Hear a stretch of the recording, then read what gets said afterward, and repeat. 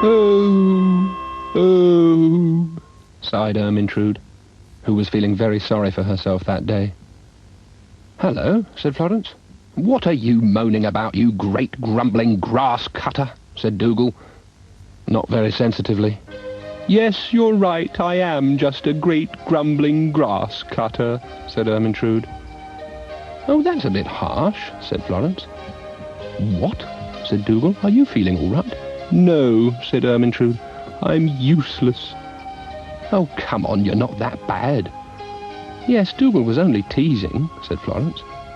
"I've been thinking about it," said Ermintrude, "and I realised I've never really achieved anything at all. All I ever do is lollop about eating grass and looking lumpy." "Oh, come off it," said Dougal. "You're a cow. You're meant to eat grass, and cows are always lumpy. That's what they're there for." "Yes, but I never really tried anything else, did I? I'm just no good at anything." Dougal was lost for words. "Florence," he said. "Oh, come on, there's lots of things you could do," said Florence. "Like what?" said Ermintrude, hopelessly. "Well, you could be a nurse," said Dougal. "Yes," said Florence, "anything's possible." "Even for a silly old cow like me?" said Ermintrude. "You could help me look after the flowers," said Mr. McHenry. "No, I'd probably end up watering them too much and they'd all fall off," said Ermintrude, who really was down in the dumps. "Well, what about being a fashion model?" said Dougal. "Maybe. What do you think?" Ermintrude asked. "I think it's a marvellous idea," said Brian.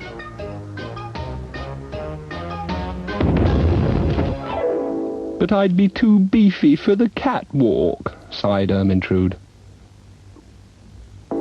"You should be like a musician," said Dylan.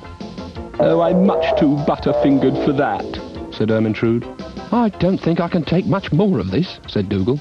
"You see, cows just don't have any confidence.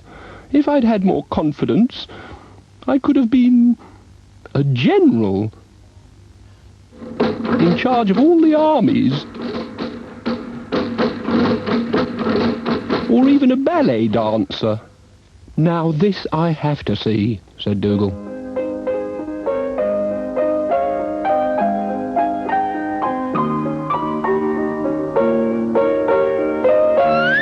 Oh, get off. "But as it is, I'm just a cow, and not a very good one at that." "Well, we like you as you are," said Florence. "Or I could have been a pirate," said Ermintrude. "A life on the ocean waves," said Mr. Rusty.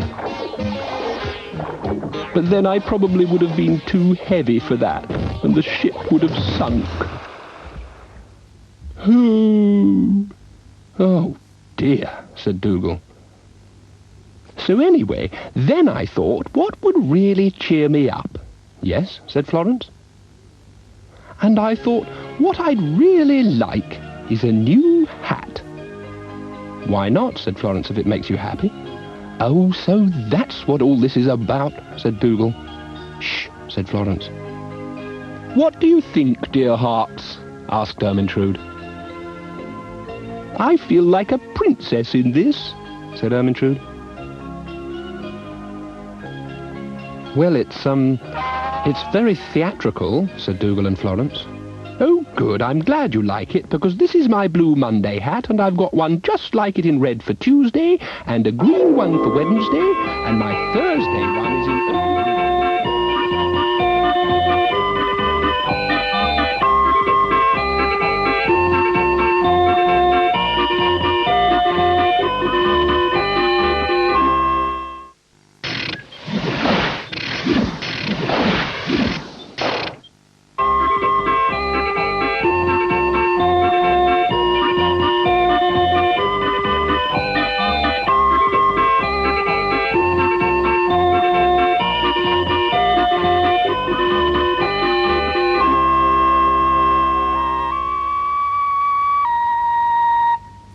A nightingale? No. A dolphin? No. A squeaky mattress? No, it was supposed to be a skylark, said Mr. Rusty, but I can't seem to do it anymore. I used to be famous for my bird impressions. Were you really? Said Florence. Oh, yes. Popinjays, warblers, gallinules. I've done 'em all. Trouble is, you never seem to hear them these days, and I've forgotten what they sound like. Yes, the birds have been a bit quiet recently, said Florence. Zebedee? Hello? Do you know anything about birds? I'm a bit of an expert myself. Ask me anything you like. What does a skylark sound like? Asked Florence. It's a sort of a breathy sort of a whistle. I've forgotten. Shall we go and find out? Asked Florence. Now? Yes. Woof, woof, woof, woof. Hello, Dougal. What was that supposed to be? That was my dog impression, said Dougal. It obviously worked. Have you noticed how quiet it is recently? Asked Florence. Can't say I'm bothered, really, said Dougal. The birds have stopped singing. Ah, the birds, you say, said Mr. McHenry. Hello, Mr. McHenry. Hello. You see, you can't hear the birds singing because they've all gone back to school. Back to school, really? Said Florence. Good idea, said Dougal. Best place for them, if you ask me. Keep them off the streets. Nasty, scruffy little things, cluttering up the trees. Come and have a look, said Mr. McHenry. This is the Bird Retraining Centre. All these birds have got to learn to sound like something else. But why can't they just sound like birds, said Florence. Ah, no demand, you see. I mean, who wants a bird that sounds like a bird, when with the Bird Opportunity Scheme you could have a bird that sounds like a violin? OK, Colin? Very good. I think you've cracked it. Alan, how's your trumpet? I'm having a bit of trouble with my beak, actually. But, here goes. Pop! Yes, a little more practice, perhaps. David?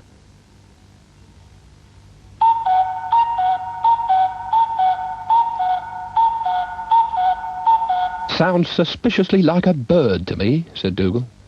Yes, a cuckoo, said Florence. It's actually an impression of a cuckoo by a magpie. Next. Very good. Next. Not much like a tuba, was it? Try harder. Next. Rolf Harris would be proud of you. Hawaiian guitar. Excellent. Now, everyone together.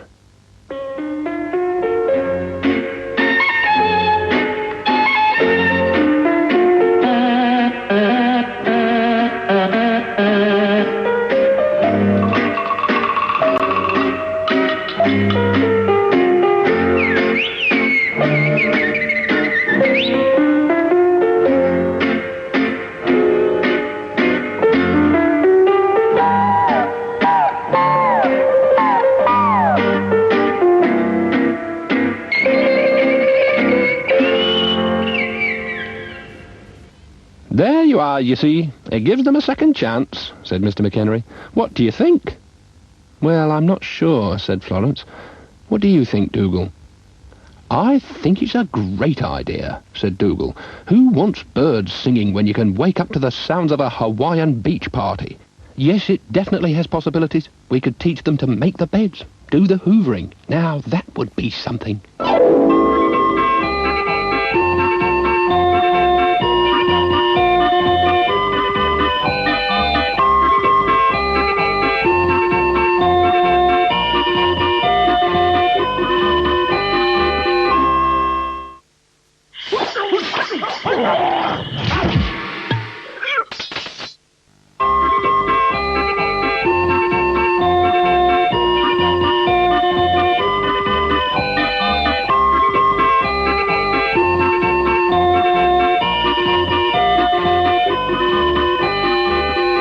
Dougal?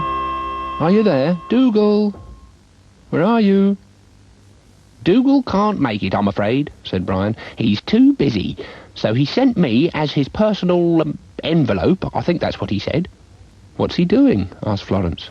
"Oh, chairing meetings, meeting chairs, all the sorts of things that a president of a golf club has to do." "A golf club?" said Florence. "Yes, a golf club." "Oh dear," said Florence. "And so, without further ado, it falls to me as a president of this golf club to preside over the aforementioned golf club, which I will do without further ado," said Dougal. "Oh, he's a lovely speaker. What a way with words," said Brian. "And so to the subject at hand, which is, as we all know, what is the subject?" Golf, yes.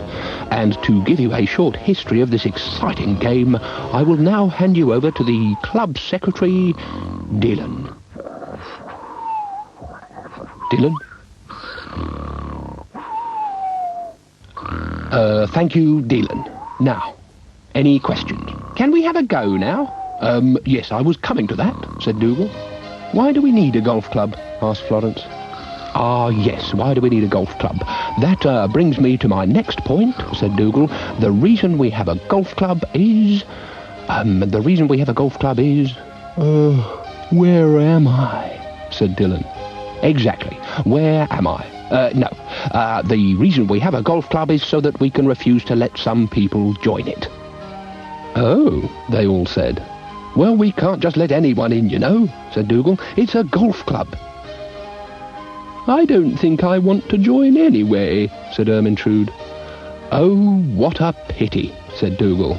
"I think ballooning sounds much more fun. You'd never get off the ground, you curdled clump." "How do we join, then?" asked Florence. "To qualify for membership, you have to be a personal friend of Bruce Forsyth," said Dougal. "And you've got to, wear a pair of check trousers," said Dylan. "And satisfy the board that you are not a snail." "That's not fair," said Brian. "We can't have snails on the golf course," said Dougal. "Oh, Dougal," said Florence. "Go on, shoo, go away. Off with you, go and bury yourself in a bunker." "How do we play, then?" asked Florence. Well," said Dougal, "you take your, racket, like so, and you sort of swing it. Like so. And, the person who hits the most flowers wins," said Dougal. "Like so."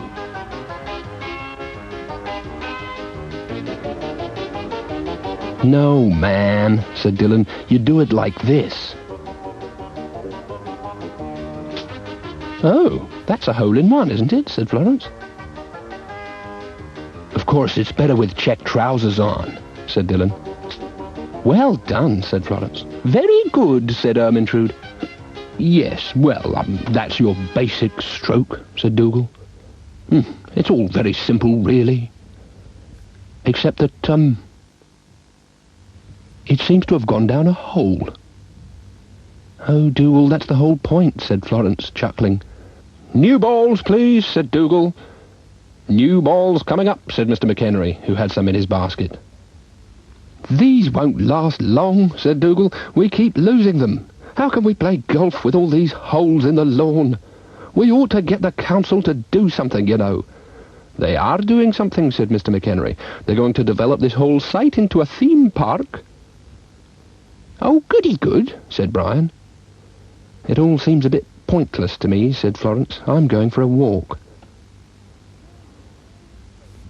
"I declare this meeting closed due to lack of interest," said Ermintrude. "Now, who wants to join my ballooning club?"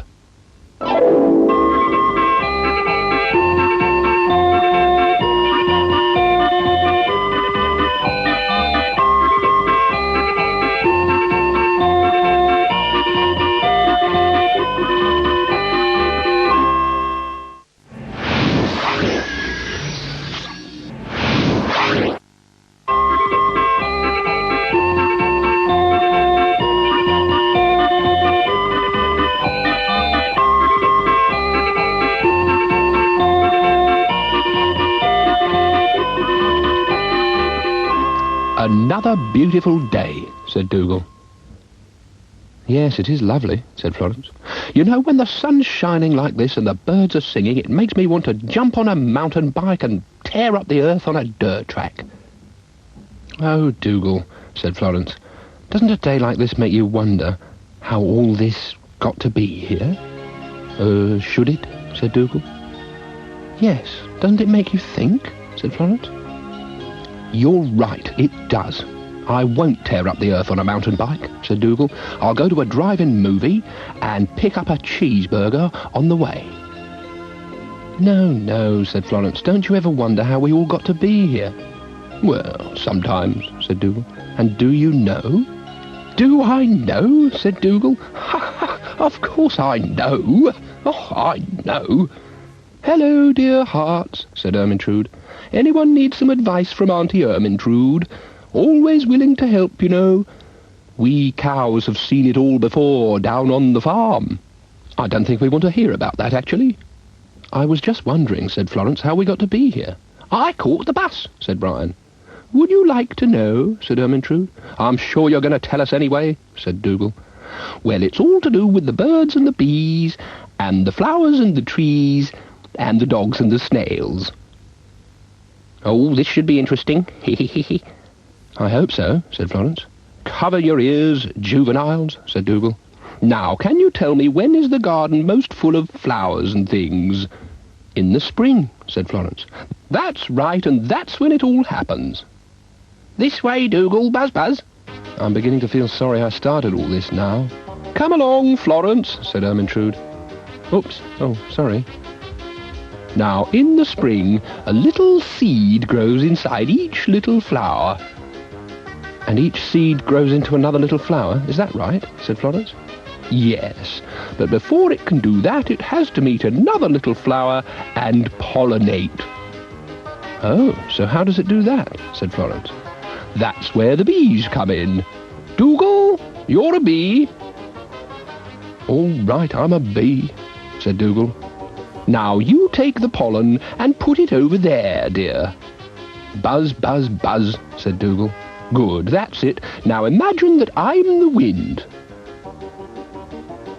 The what? Said Dougal. The wind.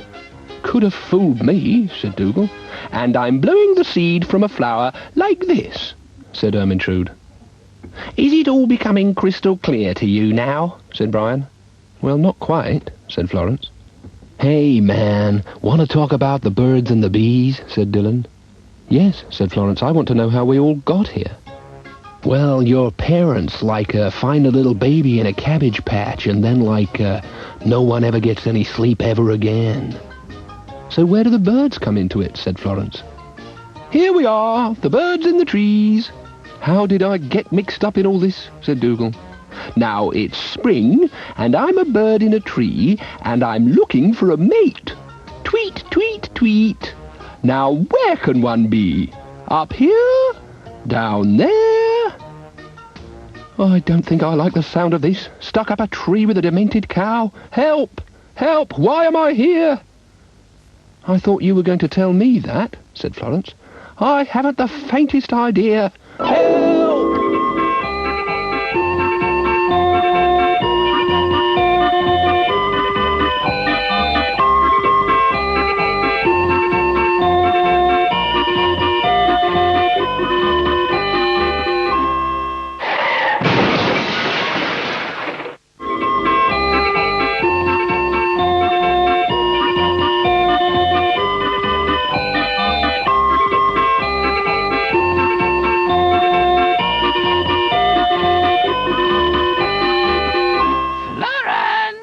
Florence! Where are you? I'm here, Zebedee. Lovely day, isn't it? I'll say. And how's your ice cream, It's lovely. Would you like some? Oh, no, thank you. I don't like blackcurrant. I was only asking. It's not blackcurrant, it's vanilla. Anyway, enough of ice cream. I believe they're looking for you in the pretty wood. I'd better be off then. Have fun, Florence. I'm sure I will. Oh, hello, Florence. Hello, Dougal. And how are you then, eh? Fine. What are you reading? What are you eating? I'm eating an ice cream. Well, I'm reading an article about ice skating. Oh, why? Well, could I possibly have a taste of your ice cream? Oh, all right, but just a very little bit. Oh, that is delicious. Lovely. So, Dougal, you were saying about ice skating. Yes, I was brushing up on me general knowledge. Oh, you can never know enough, Florence. Culture, you know, it broadens the mind. So, you're now an expert on ice skating, are you? Oh, no, I wouldn't say that, Florence, not at all. No, I just prefer to know what I'm talking about. Yes, I like to have an educated opinion, which will be useful when I take you to see the show. It's a little surprise for you. Supposed to be the funniest, jolliest, most moving acrobatic show ever. Oh, you're going to love it. So, who's in it? Ha ha ha, now that is going to remain a surprise. You just wait. Ha ha! Here we are. Prepare yourself for a shock. An ice rink? In the middle of summer, too. Now, that is a surprise. Shh, Florence, the show is about to begin. Ladies and light men, our first star is Don't make me laugh. Here, a bit of quiet at the back, if you please. Here is Ermintrude. Oh, right, so we're going to start with a comedy turn, are we? I give you Ermintrude.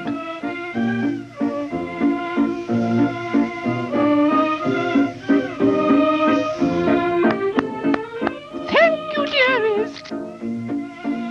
According to my book, this is a 4-move cycle. 2 steps, glide, and crash. Oh, try to be nice.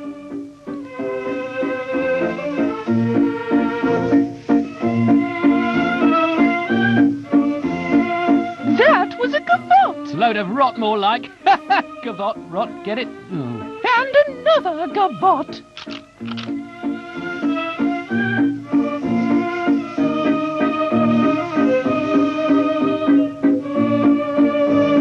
Gavotte, a lot of rubbish. Thank you. And now for another gavotte. Performed by a clot. Dougal, thank you. Well, obviously I'm the only one round here with any common sense. Everyone seems to be ignoring that ice. A clear danger, an accident just waiting to happen. Well, I'm gonna make it safe. Mr. Safety, they call me. Well, they don't, but they should. And they might after I slop some of this here salt on the ice to melt it. Not a lot of people know that. Salt melts ice. Don't know how, but there you are.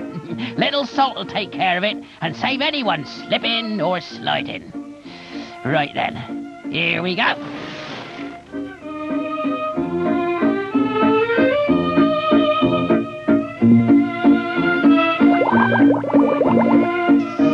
And now, dearies, a 1, a 2, a 3, a what? Hip, help! Look out!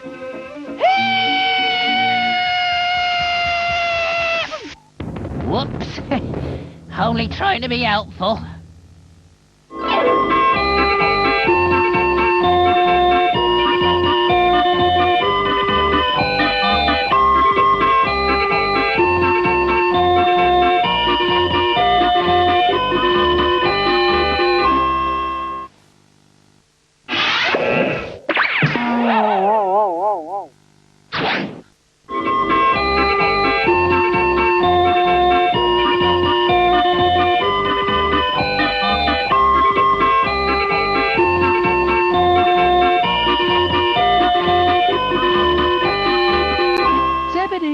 Zebedee, where are you?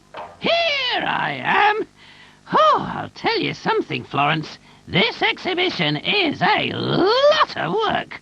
Exhibition? In the pretty wood? Dougal's idea, as usual. What sort of exhibition? It's an art exhibition. All we're waiting for now is the official opening. And I believe that Dougal's going to ask you to perform the ceremony. Oh, is he? What an honour. Yes, well, come on. Let's go.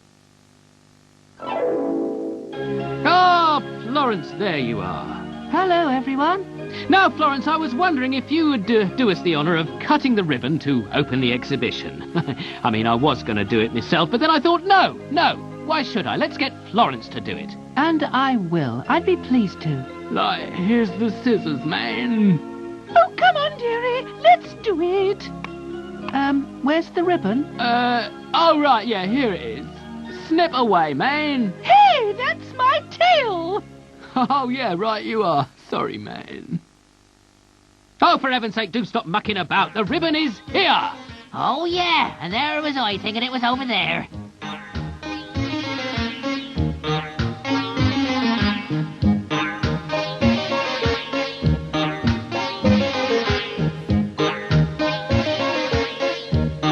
I declare this exhibition open. Bravo, Florence. Couldn't have done it better myself.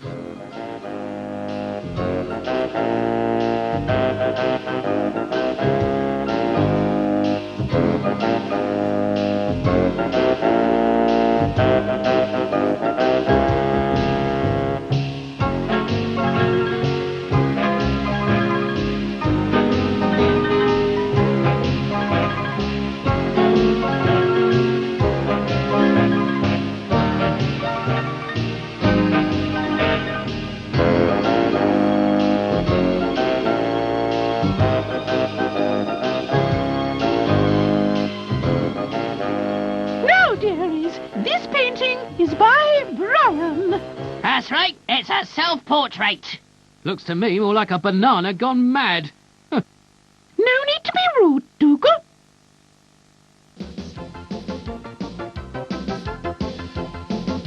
And this one's by Dylan. I call it Carrots by Night. Oh dear, oh dear, oh dear. Looks more like an explosion in a nose factory. Dougal?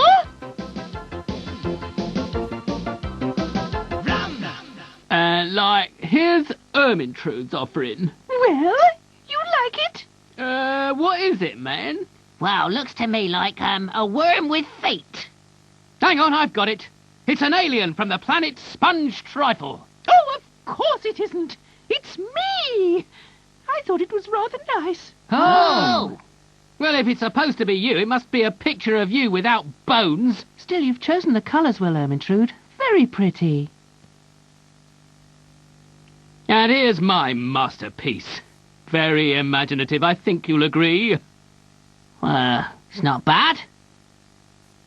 It's not bad at all. I seem to recognise that head. Yeah, well, I'm not surprised. It's a family resemblance, you know. Yes, I think I can see it. Well, of course you can. I mean, it's there for all to see. The flowing brown hair, like mine. Can't see her tail, of course, but you can bet it's wagging like crazy. Just finished a dog biscuit she had. Very keen on a dog biscuit was my grandmother. Oh, that's who it is. Yes, I think I take after her. Her regal good looks, her elegance, that enigmatic smile.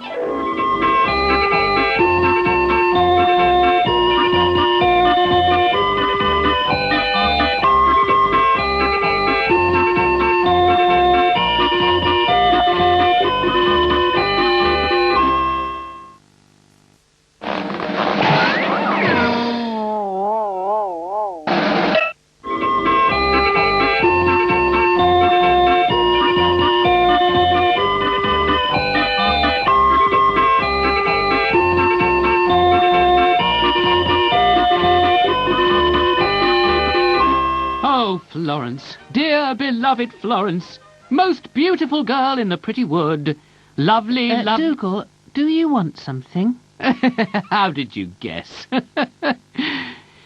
Well, Dougal? Well, Florence, I was just wondering, Mr. Rusty's roundabout, I bet it's very pretty. Oh, yes, it is. So, what's it like then, eh? Nice colours? Well, the roof's red and yellow. Oh, it sounds fabulous. Fabulous. And it's got white horses and... why do you ask, Dougal? Oh, no reason in particular. No reason, Dougal? No, just passing the time of day, you know. Oh, I understand. You've never seen the roundabout, have you? No, I haven't.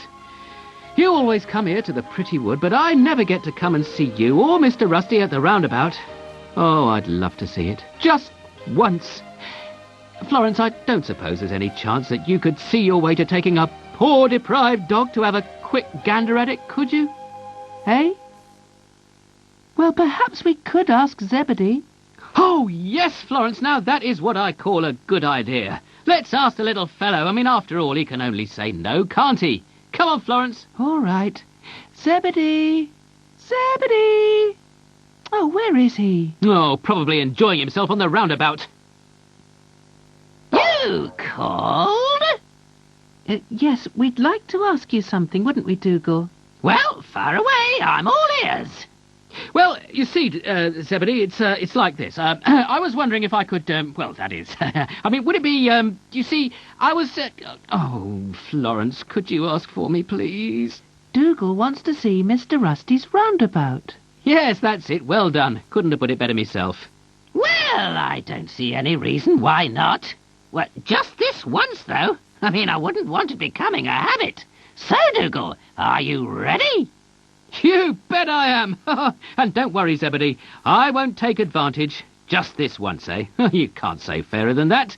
You're a good, you're a decent, sort of... So long as we understand each other. OK, here we go. Oh, Dougal, isn't it exciting? 1, 2, 3. 4, 5, 6, 7... Well, here we are. But where's Dougal? Here I am! Oh, my word. It is beautiful. I never imagined... Oh, my word. Now, this is what I call a roundabout. Oh, yes. Well, hello, Dougal. And what are you doing here? Hello, Mr. Rusty. Yes, well, I'm paying you a visit, aren't I? You see, I wanted to see your little machine, the famous roundabout where all the children ride on beautiful wooden horses. And I have to say, it's very impressive. Well, would you like a go on it, Dougal? Oh, would I? I'd love to. It's not dangerous, is it? No, of course not. Right, so do I need a ticket? No, it's quite free. Right, hop on, Dougal, and here we go. Round and round, round and round.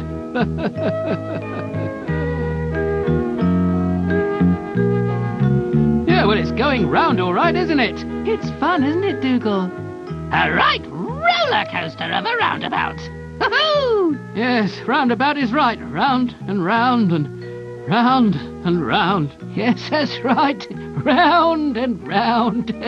That's what roundabouts do, you know. Yes, well, I think I've gone round enough now. I'm feeling a little bit, you know, I think I'm going to need some sugar to revive me. Oh, dear. Oh, dear. No, I'm not made for this. No, dogs are made to stay on the ground, not go round and round. Oh, dear. Oh, heck. Oh, can somebody stop this thing? Are you not feeling very well, Dougal? What? Me? A healthy dog like me? No, I'm fine. I was just doing what I promised Zebedee, not taking advantage and all that. Got a bucket?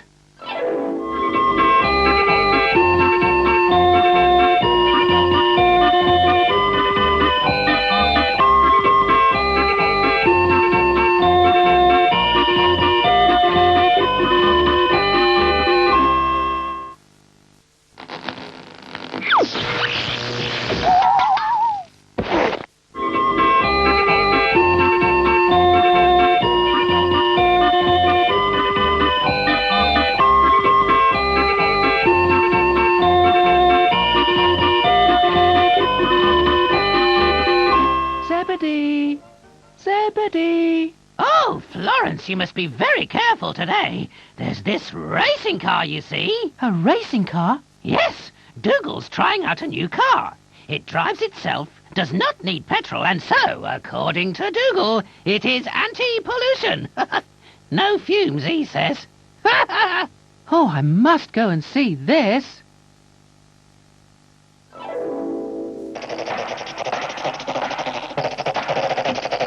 Dougal! Dougal! Hello, Florence. Got any sugar about your person, have you? Oh, look out, Dougal. Your car's going off on its own. No need to worry your pretty head about that, Florence. It's a special car, you see. No steering wheel, no petrol, an environmentally friendly, non-pollution car. Look, here it comes again. What? Dylan, leave my car alone!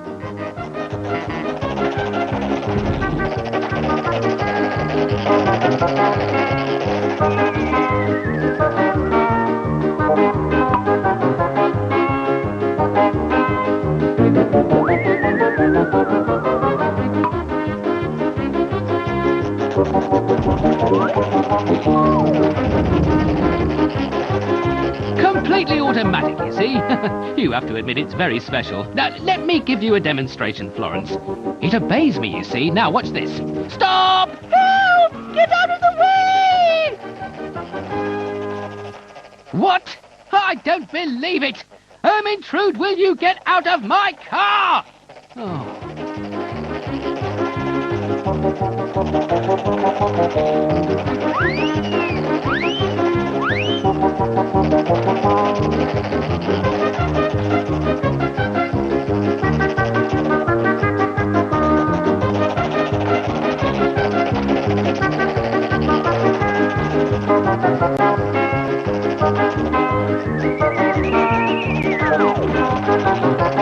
Your car isn't very well behaved. Not very well behaved? Oh, you'll soon see. Look, I'll do this, and then this, and this, and this, and this, and this. Get away! We've got to do something. Zebedee! Zebedee! You called? Oh, Zebedee, look out for the car! Halt! You road dog! I've never seen driving like it. Didn't you see the red light? Excuse me, I most certainly did. It's not Ermintrude's fault, Dougal. It's your car. Oh, really? Well, yeah, perhaps you're right. You naughty car. Very, very bad. You motorized monster. You tarmac terror. You street assassin. Dougal, are you sure your car can understand you? Well, of course it can. You can understand every word I say, can't you? Well, yeah, of course I can, Dougal. Brian. But that was Brian's voice. What? Really? Brian, you say? Hello, Florence. Brian, what are you doing there? Well, just about everything. I'm the driver, the engine, the anti-pollution thingamajig, everything. Oh, I'm exhausted. Oh, I told you not to show yourself. But I'm tired. Plus, you keep telling me off. Well, of course I did. You went through 5 red lights, 9 no-entry signs. You drove on the wrong side of the road. Well, what do you expect? I don't have a driving licence. What? You mean you don't know how to drive? No, I don't know the highway code neither. Oh, what a disaster. Do you know how lucky we are, Florence? There might have been a horrible accident. Well, why don't you swap places with Brian? Yes, a good point. Well made, Florence. Logical and well thought out. But there is one slight problem. What's that? You see, how can I put it? The one stumbling block to your excellent idea is that, I don't have a driving licence.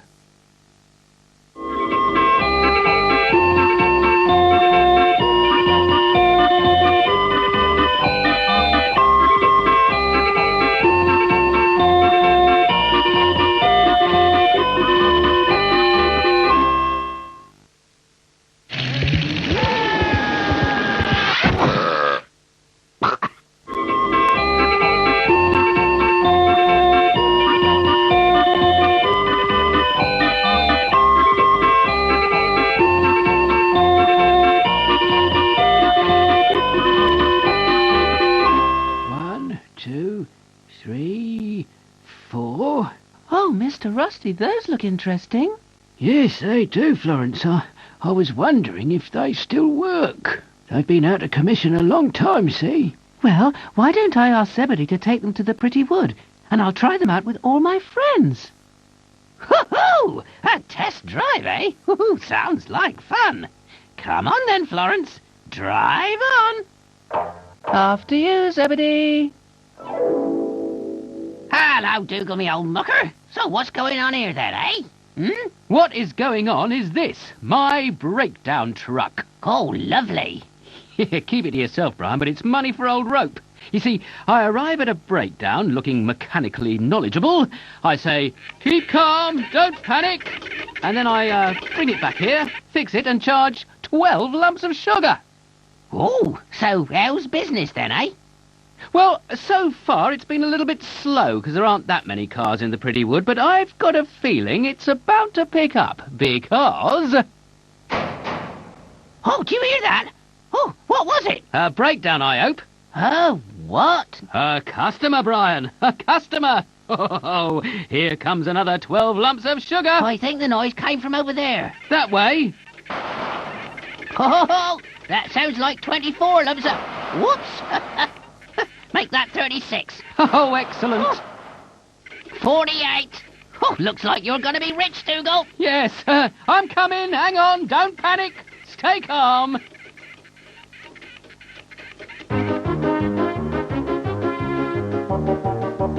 Have no fear. Dougal's breakdown truck is on its way.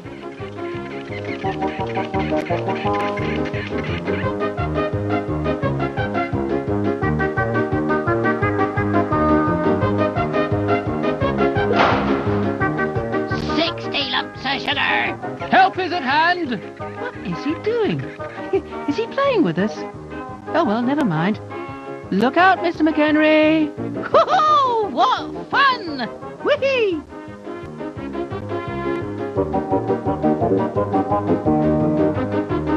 Oh, I hope I don't get there too late.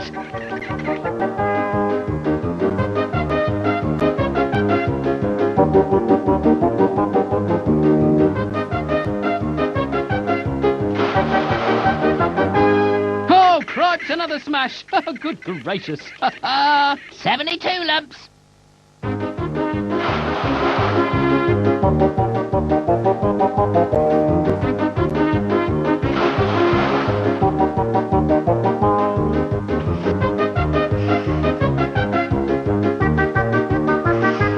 Don't panic. Dougal is here. Remain calm at all times.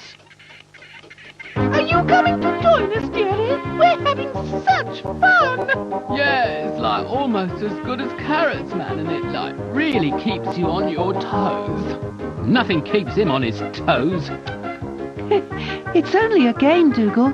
We're bumping into each other, that's all. What? A game? Oh, no. And it's so easy to play. Come on, try and bump me. What? Cause my own breakdowns? Oh, don't be ridiculous.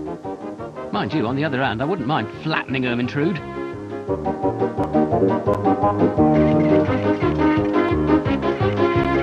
Missed!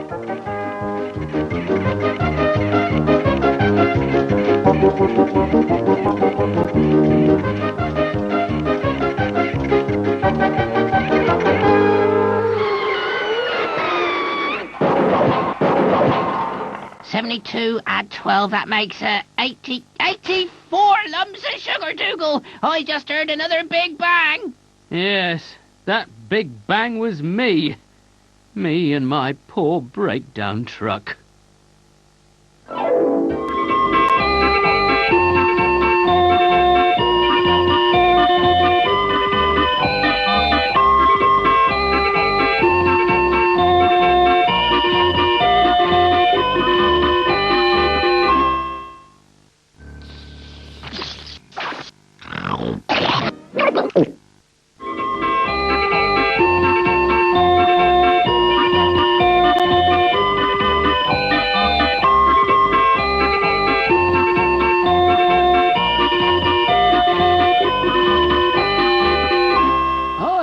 I might come along with you to the Pretty Wood today, Florence, if you don't mind. Of course I don't, Mr. Rusty, and I see you've got a present for Ermintrude. Yes, I have. And you have too.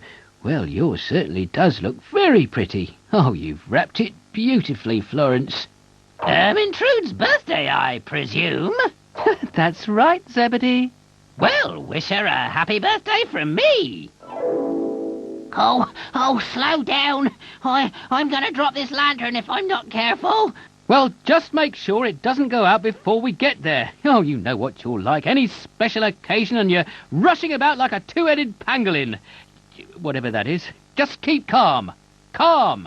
Well, it's all right for you to talk. You're not doing anything. Not yet, I agree. But at midnight, I shall act. Oh, of course. Oh, the fireworks for Ermintrude's birthday. Oh, how exciting.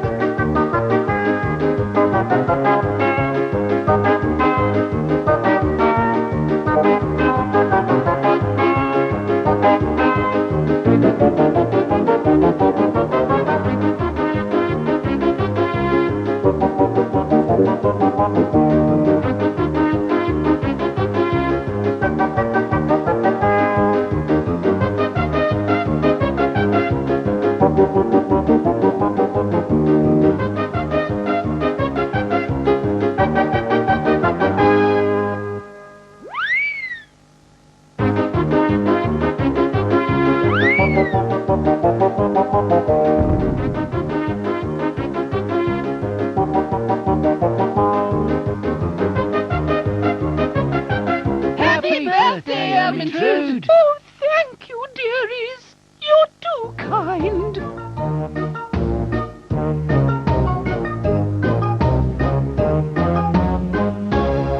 In honour of Ermintrude's birthday, I would like to announce that there will be a grand fireworks display.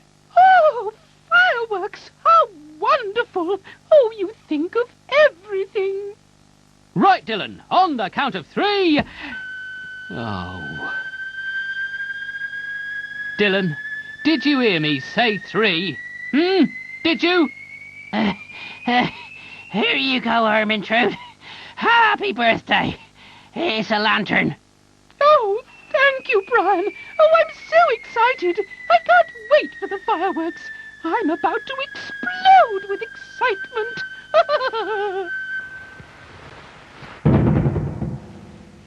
Hang on! Ermintrude's exploded! What, man? Ermintrude's exploded? So, like, is the party over then? No!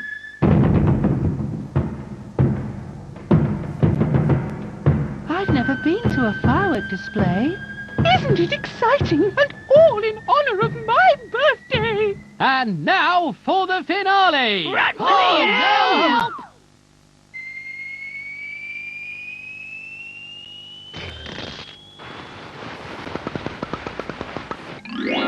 There! Ha! Oh, Dougal, it's lovely. Well, even if I did make a mess of the firework display, I did at least manage a bouquet. Oh, Dougal, thank you.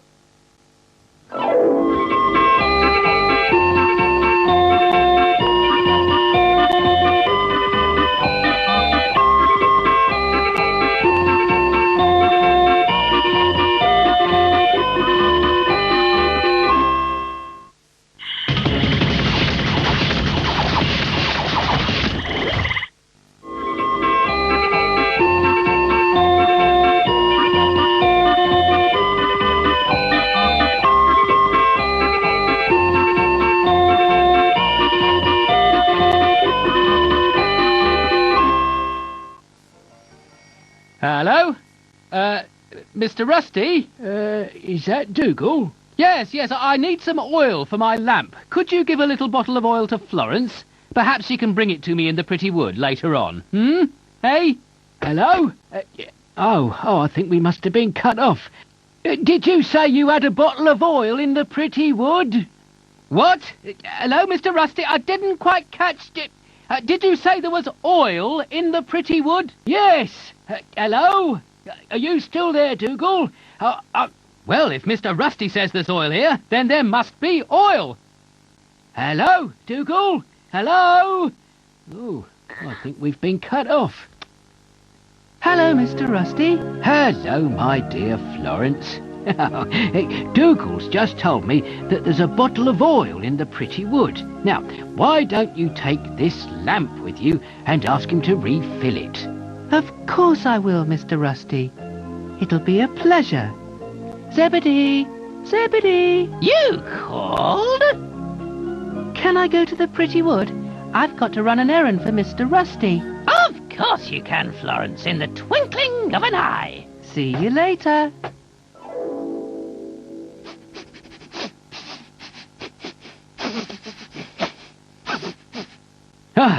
Yes, the oil must be here. I can smell it. I'll mark out my plot. Here, Dougal, is it really true that there's oil in the pretty wood? Brian, do you want everyone to know? Oh, there'll be a mad rush. Everyone will go balmy for the stuff they call black gold. It gives people a fever. Fever? Have you got the flu? No, you idiot snail. I'm talking about black gold fever. It comes from a desire for oil. Oil? Yes, oil. Mr. Rusty told me that there was oil in the pretty wood. Wow. Do you hear that, everyone? There's oil in the pretty wood.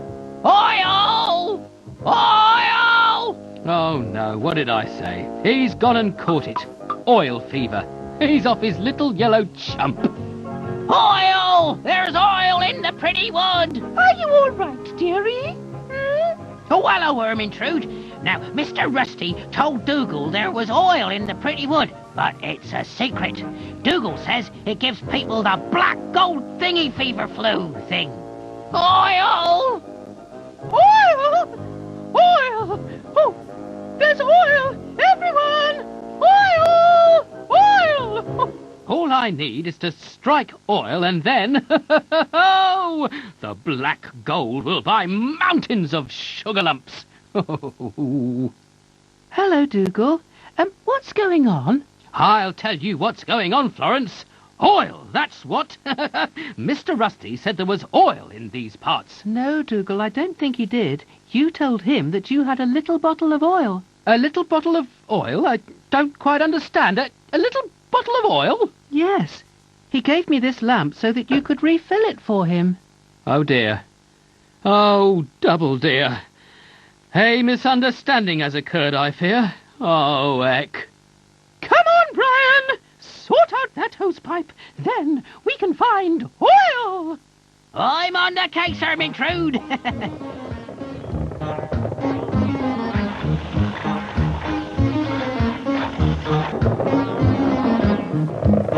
Did you find the oil? Nope, nothing. Not a sausage. Hey, untie that knot, would ya? There you are, Dougal. Perhaps this lump of sugar will make you feel a little bit better. Oh, thank you, Florence. Another couple might help me recover even quicker. Oh. Oi, Dougal. Any luck with finding oil? No, my little yellow friend. Nothing. Although I have not found the black gold, I have definitely got the fever.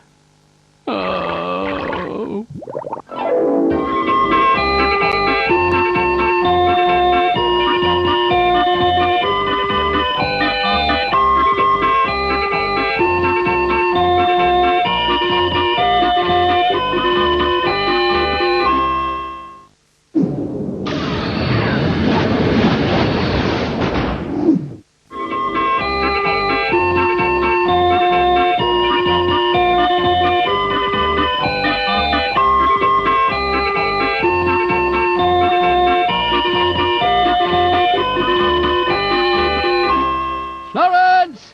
Quickly, I need you. I'm coming. What is it? I have decided to salvage an old galleon that sank in 1612. I'm told it was carrying a cargo of sugar lumps. But how are you going to get to the bottom of the sea? With these. Mr. McHenry said I could borrow them. Oh, diving equipment. Exactly. And you can come with me, Florence. You read the maps and I'll navigate. That sugar cargo will be all ours. Oh, I love sugar. I know. Come on then, let's go.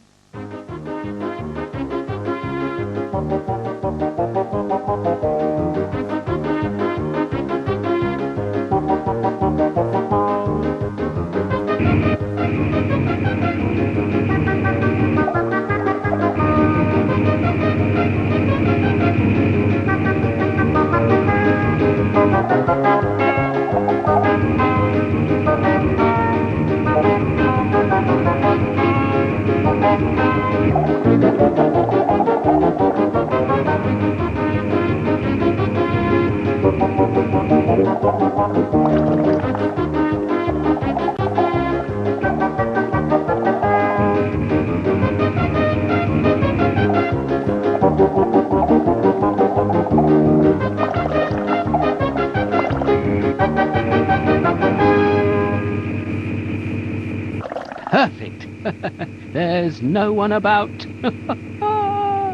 Don't be so sure, Dougal. Look over there. Uh-oh. Oh, I didn't expect this. Come on, let's hide.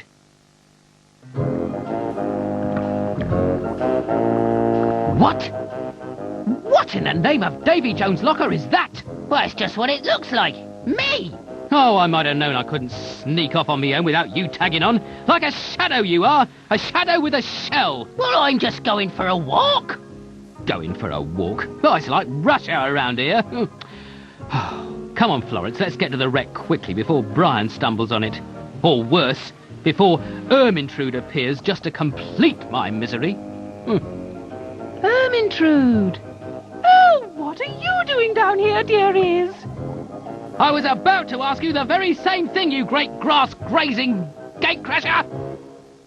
Oh, stop fussing, Dougal. You'll use up all of your air.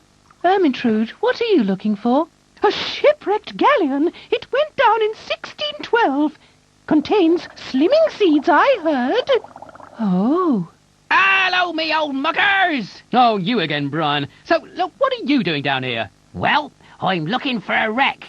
It went down in 1612, and don't tell anyone, but the word is, it contains thousands of lettuce seeds. The best thing is for us to get this wreck to the surface.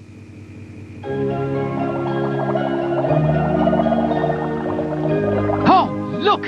An ancient container. I bet it's full of sugar. Oh, I'll put a cross on it so we know it's mine. Oh, look at this. Oh, it'll be full of lettuce seeds.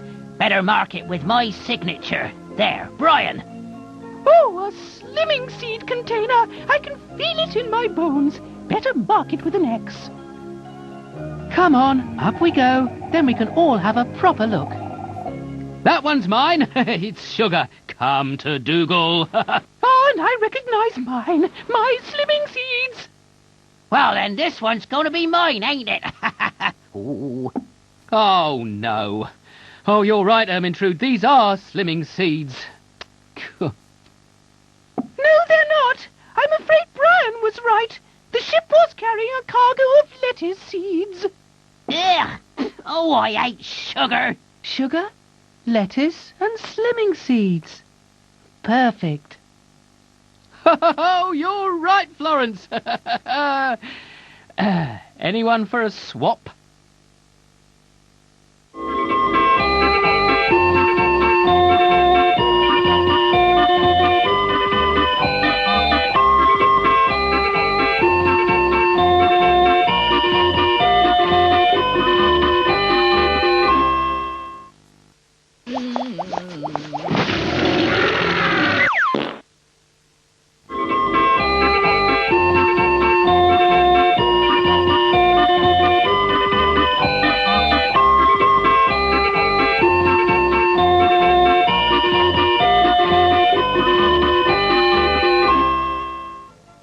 There we are. All I have to do now is wait for customers. 3 lumps of sugar entry fee. Now you see how I keep up my sugar reserves. 3 lumps of sugar to visit that silly dog zoo?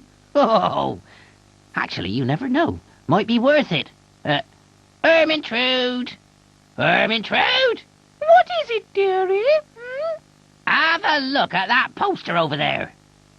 Ooh, 3 lumps of sugar to visit Dougal Zoo, full of wild animals. Ooh, how exciting! That's as may be. We should go. Well, I suppose so. If only to check out his latest sugar-making scheme. I love zoos. Ha ha ha! Customers! 2 tickets, please, Dougal, me old mucker. 2? No, I'm afraid not. I can only sell 1 ticket at a time. See, it's too risky.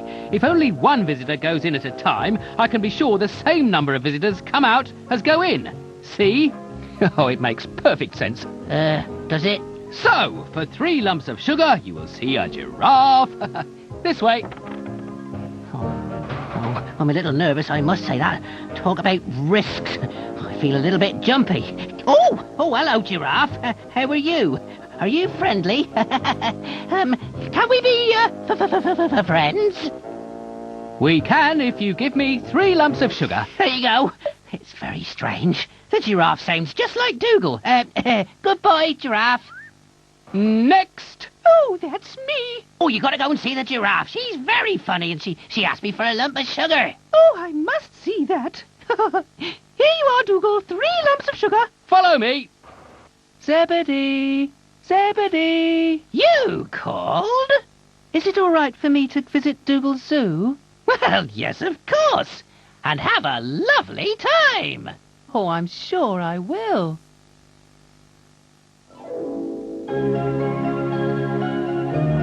Oh, wow. Hello, Giraffe. Do you talk? For a lump of sugar, I do. There you are. Goodbye, Giraffe. And next. I want to see a monkey. 3 lumps of sugar. Enter. Oh, would you like a nut? I prefer sugar. You too, eh? Oh, well, here you are. Bye, Mr. Monkey. Next. I want to see a tiger. A tiger? A tiger? Just a moment.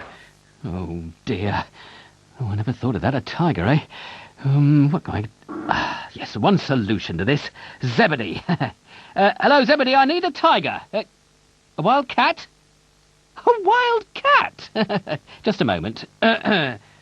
Ermintrude, will a wild cat do? Well, I suppose, but I'd prefer a tiger. Zebedee, get a wild cat, quick. 3 lumps of sugar, please. Now, where's he put this wild cat then, eh? Ah, there it is. Meow. Meow. What? What's this? Oh, dear. This is the real thing. Oh, help! Help! Meow. Meow.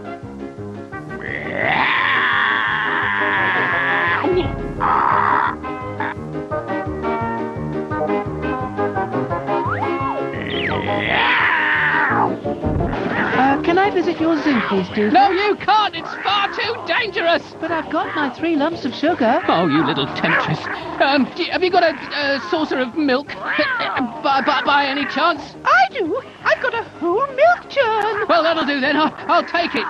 Quick! There you are. Go on, drink this and get off me tail. Have you started to drink milk, Dougal?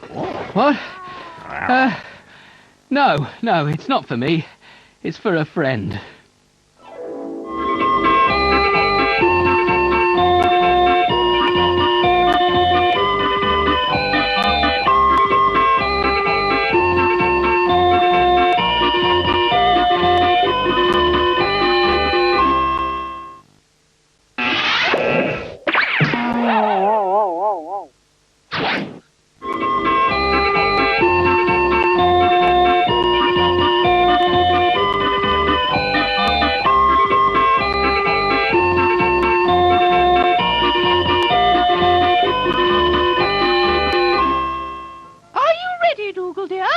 Oh, it's you. Well, actually, it's us. You ready? I am more than ready, Brian, my old chum. I'm, just finishing off the washing. Look. Cool. How did you manage all that? I have just taken possession of a washing machine. I have said goodbye to beating, scrubbing, and aches and pains. Very useful. Useful? Oh, you haven't seen the half of it, Brian. I'll be finished ages before you. Come by when you're done, and I'll have a surprise for you, too. Oh, a surprise. Well, we'll see you later then. Let's go, girl.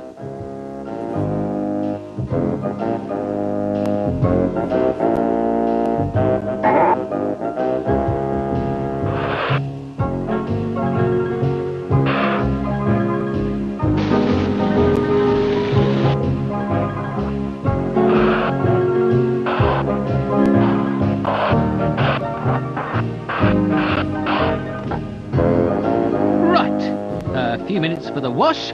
Voila, as they say in France. Excellent. And now for the surprise. I shall make strawberry ice cream for them with lots of whipped cream. Delicious. And 1, and 2, and 3, and 4.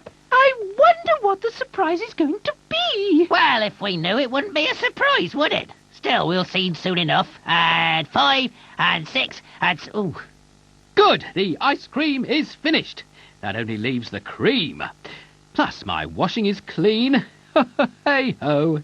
Now for a spin dry. Let's see, I press the spin button here, yes. Oh, what's going on? Oh, I can't stop it. Oh, help! Oh, stop!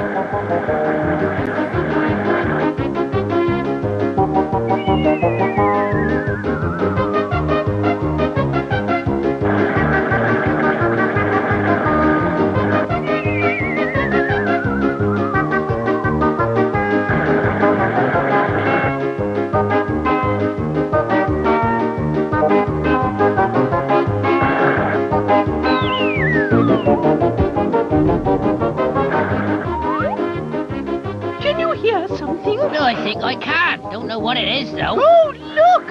Help! Help! Stop me, someone! Help! Now that's what I call a surprise. Oh, well done, Dougal. A real spinning top. I can't stop! Zebedee! Zebedee! You called? I'm going to the pretty wood. Is that all right? Well, of course it is. Have fun. Oh, I'm sure I will. Right, just stay there, Ermintrude. Your weight's almost stopped it moving. Oh, is this going to carry on for much longer? Well, I hope not. Anyway, while you're up there, you may as well make yourself useful. Take this, it's cream. Is this the surprise? Yes, and there's some ice cream to go with it. I'll just go and fetch it, shall I? Oh, I adore ice cream. Hello, Dougal. Oh, hello, Florence. You've come just in time. We're about to have some ice cream with whipped cream topping. Ermintrude's fixing the cream right now. There's the ice cream. And here comes Ermintrude. Oh, Dougal, you've made rather a lot of it. Well, you can never have too much whipped cream. Ooh. I suppose not. Though I have to say there is rather more there than I expected. Still, Ermintrude must have given it a good whipping. Your special recipe's a little bit messy, ain't it? Oh, no! Oh, that daft cow! She's got cream all over me washing! Oh, don't worry, Dougal. I'll help. Now, what you really need is a washing machine.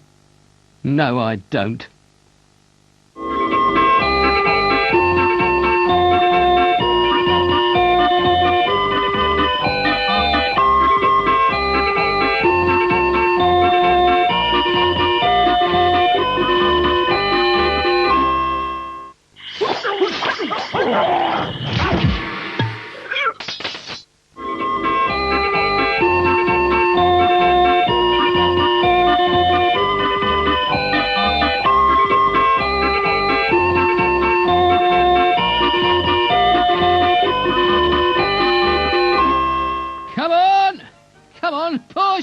Push it! Right and down a bit, Ermintrude.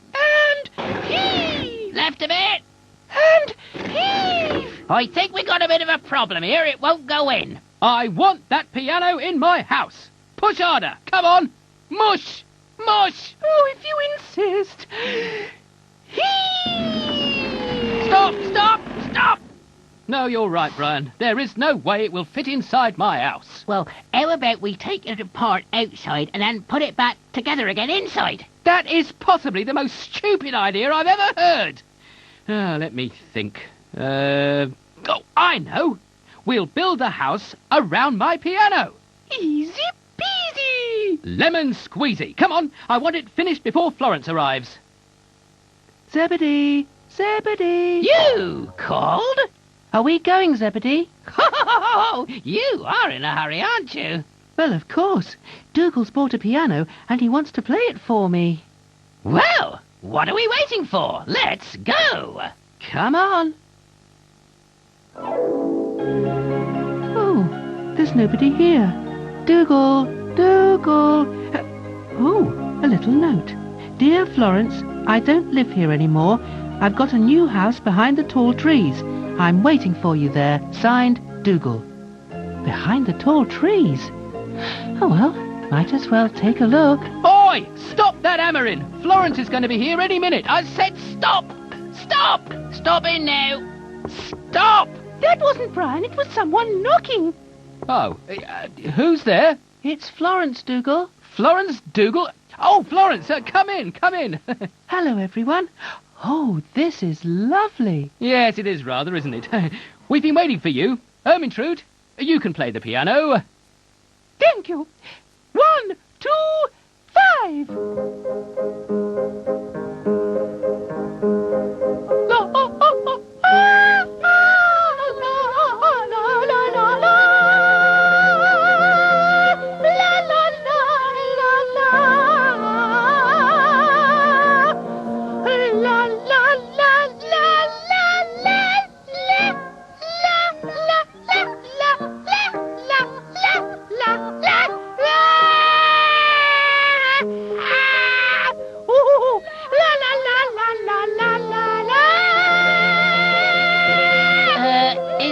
Is Ermintrude singing? I cough more tunefully than that. Oh, Dougal, that's not very nice.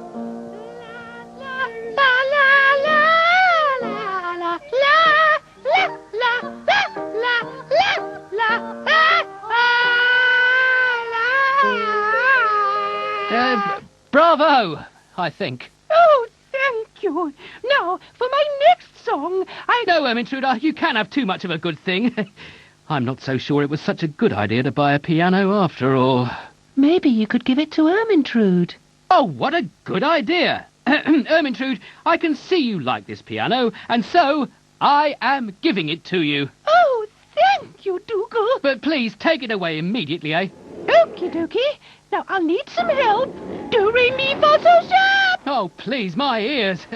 Careful now. Oh, I can't get it into the house. Come and help, Dougal. But I'm exhausted. I mean, I've built one house today already, and I do not want to start all over again. Well, there is one solution.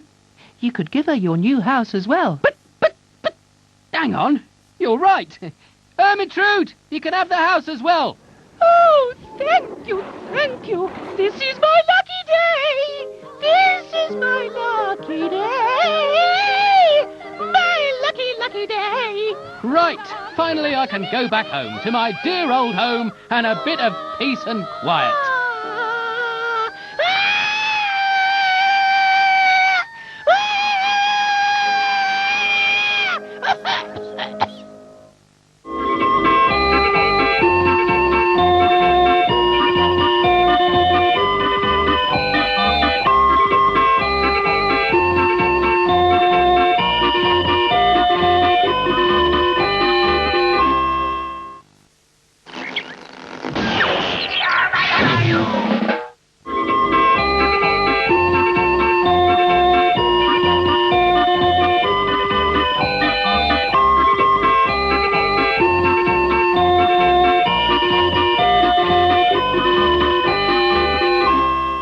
Mr. McHenry, you take camera 1. Ermintrude, camera 2. That's the heavy one.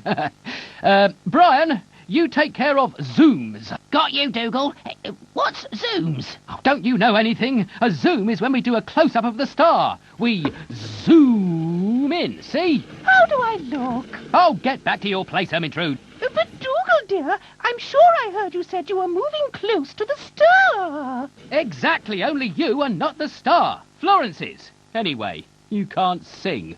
I can have a bash. La la la la la la la. La la la la la la la. La la la la. Stop, stop, stop. Oh, my poor ears. Your voice sounds like marbles dropping down a steel pipe. Oh, now, let's get on. Studio nearly ready. Dylan, get hold of the microphone. Dylan! Oh, why do I get all the hard jobs, man? Why can't you do it, eh? Because I, of course, shall be the presenter.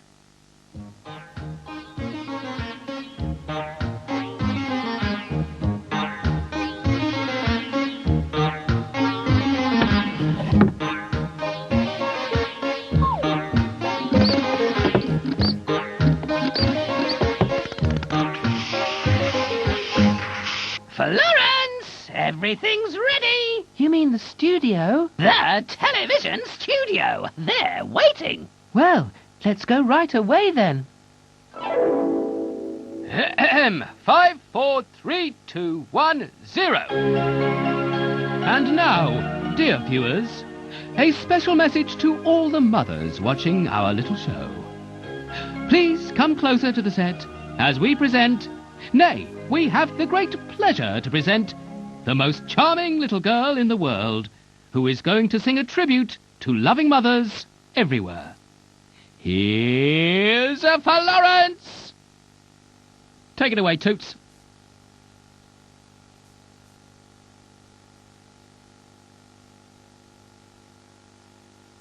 Oh, this is my Mother's Day song, to sing and dance, to hop and hum.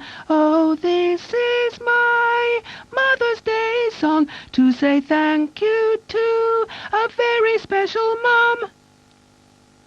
What can you give to a special mum who is worth the sun and the stars and the moon? Her very own song that can be sung to a happy and simple tune. This is my Mother's Day song, to sing and dance, to hop and hum. Oh, this is my Mother's Day song, to say thank you to a very special mum. Let's have a party to celebrate, with cakes and buns and jelly and ice cream. Let's all sing that mums are great. Join in and sing with me. Oh, this is my Mother's Day song, to sing and dance, to hop and hum. Oh, this is my Mother's Day song, to say thank you to a very special mum. Oh, this is my Mother's Day song, to sing and dance, to hop and hum.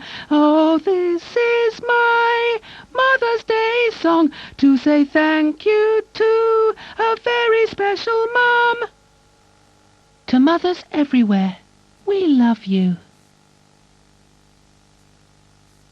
Oh, well done, Florence. Not a dry eye in the house, and, hello, Mum.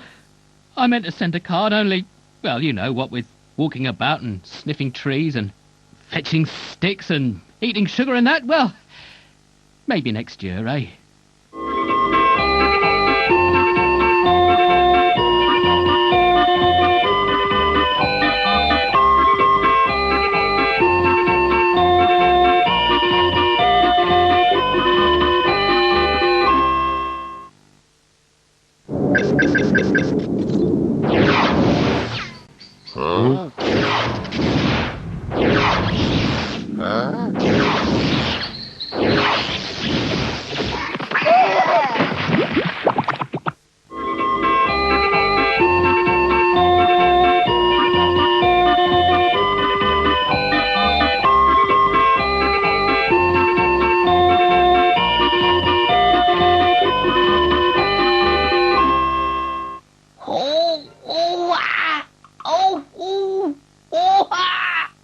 What is all that noise? Brian, you're making enough noise to wake the whole neighbourhood. Honestly. Ow! Oh! Oh! Ah! Pull yourself together, you noisy snail. What's the matter? Come again. Ow! You're not making yourself very clear, you know. Oh! I've got toothache! Well, you learn something new every day. I never knew snails had teeth. Oh, well done. Well done! I've got toothache! Raging, painful toothache! Well, so how bad's the pain? How bad? It's terrible! It's driving me mad, I tell you. Mad! Mad! I'm going mad with pain! Well, it seems we have no choice then. That tooth is just going to have to come out. Zebedee! Zebedee! You called, Florence? May I visit the garden, Zebedee? Of course. Enjoy yourself.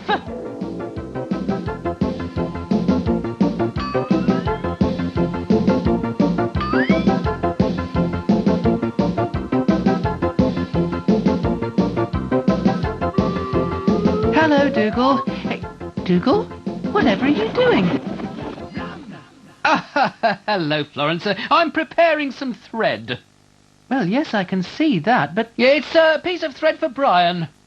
are you knitting something for him? No, poor Brian's got the devil's own toothache, so I'm going to help him. Oh, I can hardly wait. Oh. Can I help? Oh, maybe a little sugar would ease the pain. Sugar? For a bad tooth? Oh, I don't think so, Dougal. Yes, perhaps you're right, Florence. Still, it seems a pity to waste it. Perhaps I should have it instead. Hang on, Brian. I'm tying the thread now. Make sure you attach it to the right tooth. Florence, you're talking to an expert here. These are dentist's paws, you know. Now all we need to do is pull. Heave! I'll help.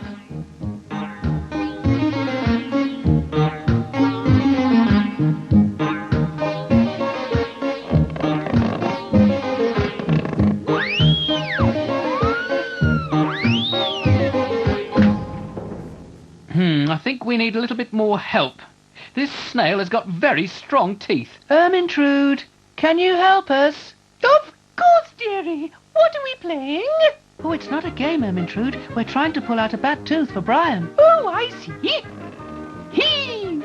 Heave! Heave! Oh, I'm pulling with all my strength. It's really quite towering. Oh, well. Come on, everybody. Heave! Heave! Oh, it's no good, is it? Wait. Why did we tie the thread to a door and have Brian pull? Ermintrude, that is probably the most... Do you know? For once, I think you might have had a half-decent idea.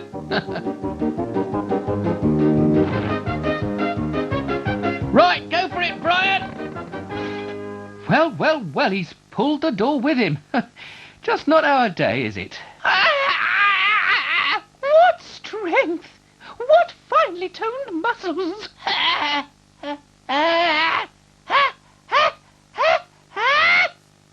Run! He's going to sneeze! He's done it.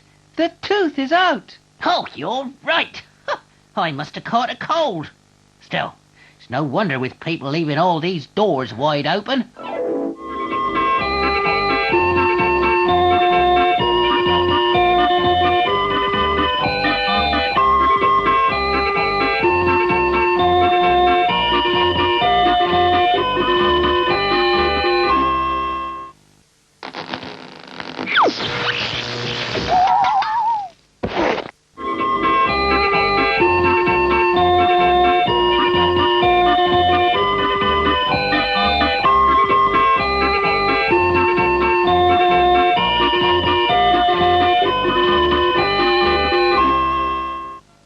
Zebedee! Zebedee! You called? Did you know that Ermintrude's opened an antique shop? Oh, well, you'd better go and see it then. Maybe even pick up a bargain. Yes. Well, I'll see you later then.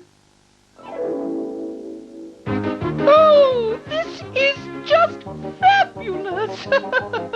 Dougal, are you interested in antiques at all? I'm talking to one, aren't I? Takes one to know one. There is no call for that sort of insulting behaviour. Please feel free to browse in my antique shop.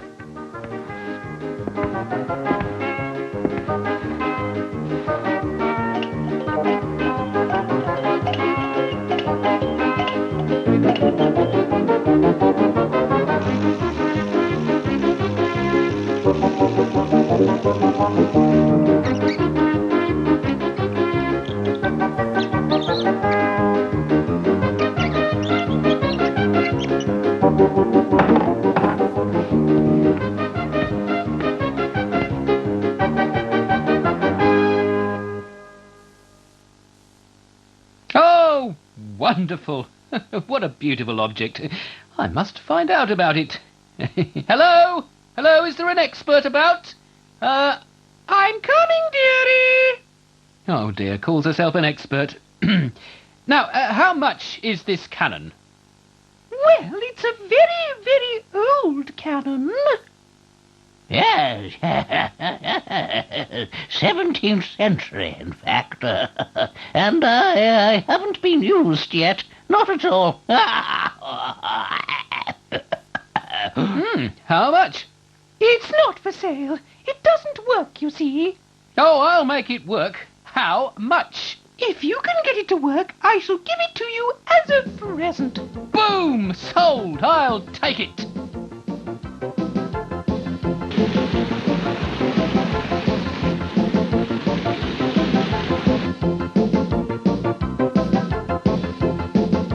My, you're a little dirty, aren't you, my old cannon? Stop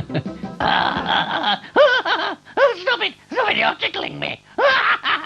Oh, there I go. A feather duster.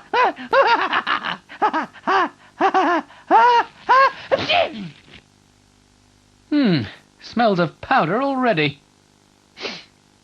Ew, what was that, Dougal? Hello, Brian, my squidgy little yellow mate. That was a cannon. A cannon? Whoo! It looks more like a pot to me. Mind what you say. Now, look, why don't you lend a hand instead of criticising? Dougal! Dougal! Careful, Florence. I am about to fire my cannon. Ooh, will it work? Oh, you have little faith. Will it work indeed? Right, are you ready, Brian? Oh, leave me out of this, Dougal. I don't like big noises.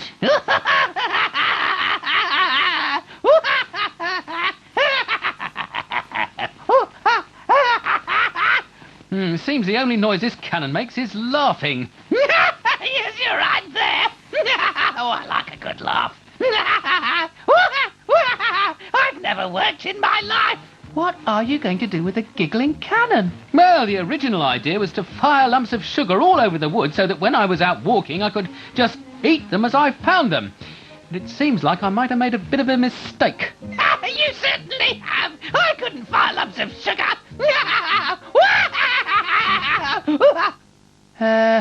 Whoops. Oh, what was that? Maybe Dougal's cannon is working. Well, what's left of it anyway? Dougal, what happened? Well, it would seem that this may have been the very first cannon to explode with laughter. Boom, boom.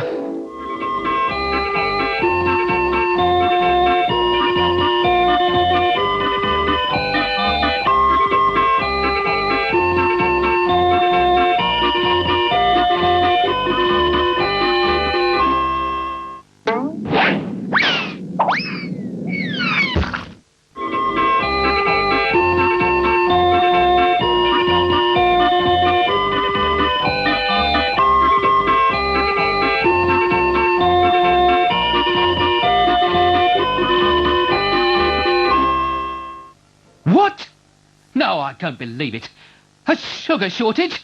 Oh, there has to be a mistake. The newspapers must have got it wrong. Reports are coming in of a severe sugar shortage. Oh, this is catastrophic. Whatever is to become of me? Here, Dougal, you all right? No, I'm not. Oh, it's the end of the world. Oh, woe, woe, thrice woe. Bit of bad news, eh? Oh dear. What's happened then? The worst thing imaginable. Oh, golly. What? There is going to be a sugar shortage. No. Well, we'll just have to make our own then. How? How? Ooh. Zebedee! Zebedee! You called? Look what I've got for Dougal. 3 lumps of sugar. Oh, he'll be delighted. As happy as a dog with 3 sugar lumps. Yes, see you later. Vandals! Oh, all the daisies have gone. Vanished. I'm going to starve. Oh, wait. Oh, there's one. I'd better eat it. Wow, wow, hey, wow, man, what's the game? Heat in my ears, I mean. Huh. I'm sorry, dearie. I I thought you were a daisy. I'm starving. Well, just follow my example, man. All the carrots have vanished too, so just go to sleep until they come back. Easy. So you're hungry too? Ravenous. But all the carrots have, gone, so good night. Who has done this? Hello, Ermintrude. Have you seen Dougal? No, he must have gone with the daisies. Your daisies have gone? Yes, and the carrots have gone too. I wonder what's happened. It's a catastrophe. I'll just have to follow Dylan's example and sleep. Oh, dear. I wonder what's going on. Oh, no!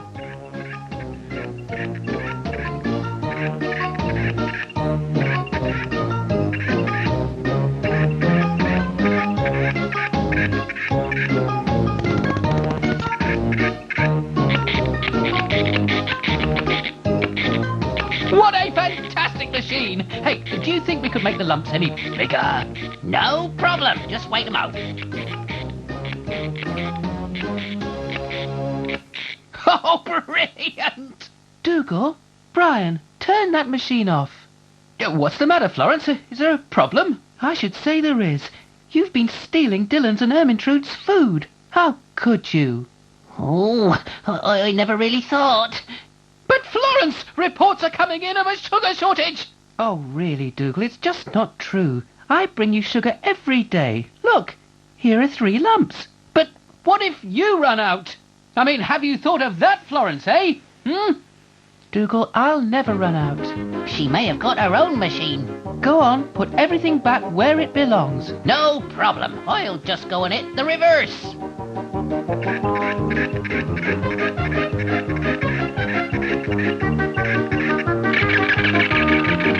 Oh, what a pity. But, oh, look.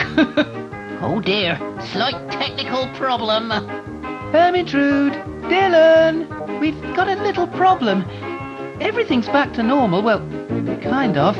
We've got a half carrot and half a daisy. Oh well.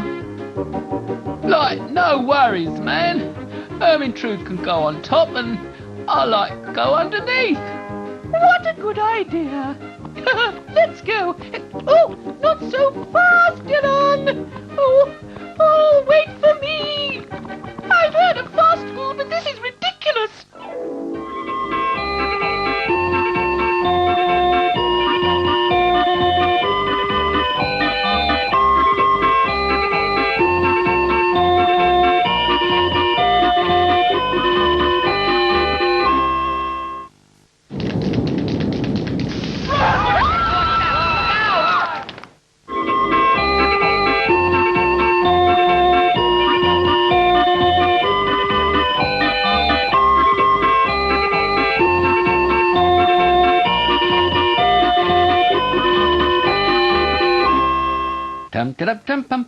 Ow!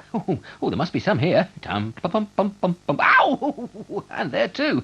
Hello, Dougal. You got a new hobby? Banging yourself on the nose with a stick? You yellow snail fool, I am working. Well, naturally. I am using my natural divining instincts to do a job. Ooh. If you must know, I am looking for resources. Oh, resources, eh? What resources? Any sort you care to mention. Oh, I see. Don't believe me, eh? All right, well, ask me for something, and then you'll see. Go on. Well, I don't know. I mean, there's so many things to choose from. There certainly are. There's coal, iron, sand, salt, pepper, oil, vinegar, Oh, water, fruit juice, fizzy pop. oh, that's it. A nice fizzy drink with lots of bubbles. Oh, yes. Bubbles. No problem, that's easy. Follow me. Ow! Oh, right. Dig here. Oh, you sure, Dougal? My sixth sense is infallible. Dig. Well, if you say so. And I will continue searching. For anything in particular? As it happens, yes. Well, say no more, me old mucker. I can guess. I don't think you can. Would it be sugar by any chance? Amazing. Surprised you, eh? You must have a gift too. Second sight or something like that. Hello, dearies, and what are you two up to? I'm digging an hole. Why? Because I have discovered a rich source of fizzy pop there with my dowsing rod. Fizzy Pop? Why not cookies? Cookies, eh? Well, no sooner said than done. Tum-tum-tum-tum-tum-tum. Ow! Oh, yeah, dig here. You'll find your cookies. Tell me, Brian dearie, is there really Fizzy Pop down there? Well, I got no idea. He said to dig, so I did, and I dug and dug and dig and dug and dig and dig. Oh! Wow! Fizzy bubbly soda cream pop! Woo! Hey, come back and help me dig for cookies!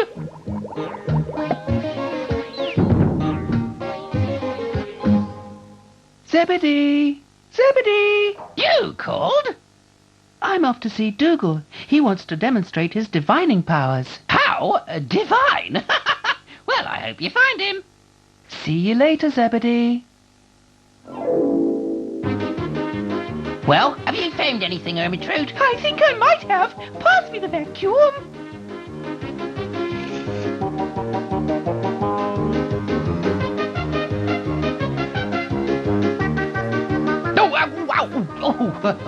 Oh. Hang on. Oh, that means I must have found sugar. Oh, and my sixth sense tells me it's a pretty big source of sugar too. Oh no, this is my cellar. My very own cellar. I've doused my What's going on? Oh no! Oh, look, it's Florence. Hello, you two. Hello, Florence. Would you like a cookie? Oh, yes, please. I'd love one. How about some fizzy pop? Very bubbly. Not just now, thank you, Brian. Have you got any orange juice? Well, no, I haven't, but I tell you what, Dougal could find some for you. He's got special divining powers, a sixth sense. Oh, he's very good. He found us this fizzy pop and these nice sugar cookies. Well, that's very strange. I've heard of finding water, but fizzy pop and cookies? Well, here he comes. You can ask him yourself. Thieves! Bandits! Louts! You naughty mischief makers! You stole my pop and sugar cookies! Well, you told us to dig here. That's right, you did, Dougal.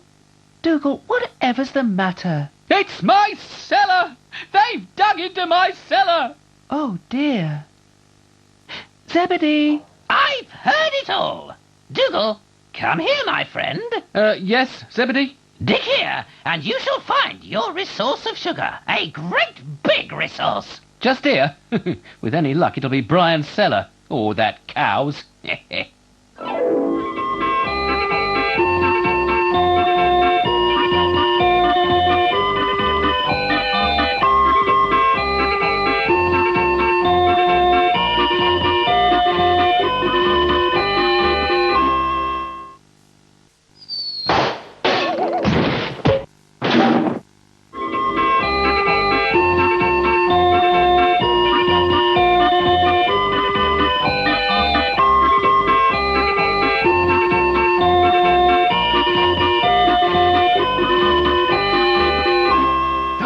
There you are, Florence, said Mr. Rusty. Here, look, I've got a letter for you. A letter for me? How exciting! Oh, that's Dougal's writing. Let's see. My dear Florence, next time you come to visit, could you please ring my doorbell? Your special signal is 3 short rings. Love, Dougal. P.S. Please bring me a lump of sugar. Oh, how exciting! Zebedee!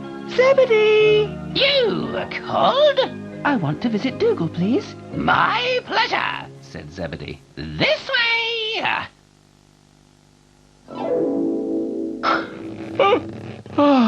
Peace at last. Thanks to my doorbell, I have so few interruptions these days. Hello there, Dougal, me old mucker. Lovely day, eh? Brian, what are you doing up there? Why? Something the matter? You didn't ring. You got a doorbell? Yes, my yellow snail chum. Come and look. All right, well, keep your hair on. Don't get your fur all flummoxed. I'm coming. Oh, dear, oh, dear. There. Now, Brian, your signal is 1 ring. Fine. Well, I'll ring once then. Then you wait until I say, come in. Ah, but what if you don't say it? Then I am not at home. Got it. So, go on in, and I'll ring the bell to see if you're in. Right, here goes. He can ring for as long as he likes. I won't answer, and therefore I am not in. I rang it. No answer. We must be out. Brian, my dear, are you looking for Dougal? Well, I was, but he's out. Nonsense. Said Ermintrude. You just don't have a special code. Code? What code? 4 rings. Now, watch this. Here we go.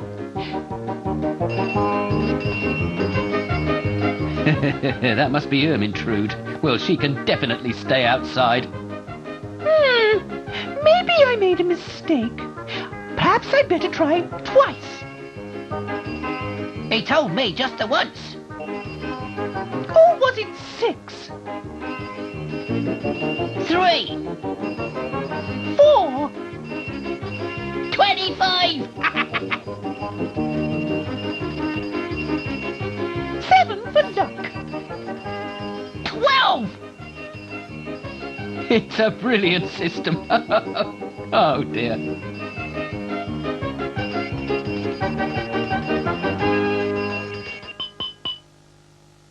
Hello, you two.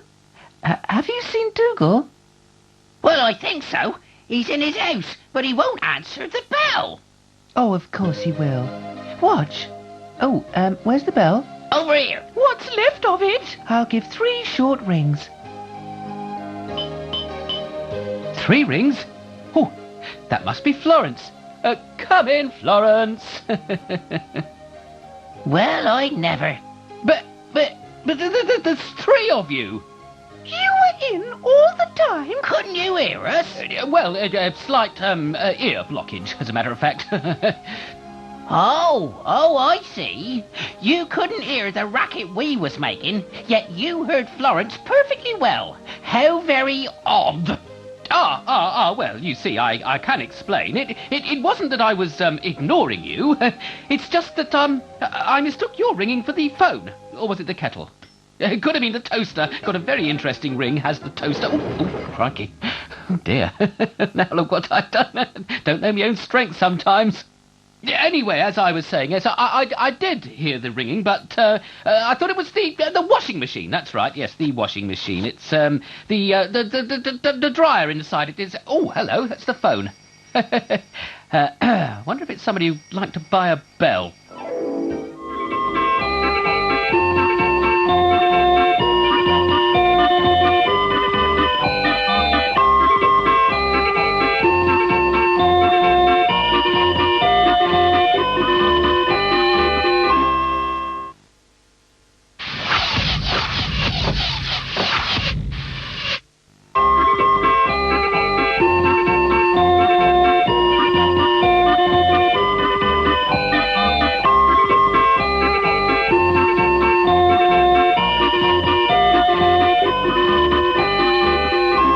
Hello, Dougal, said Florence.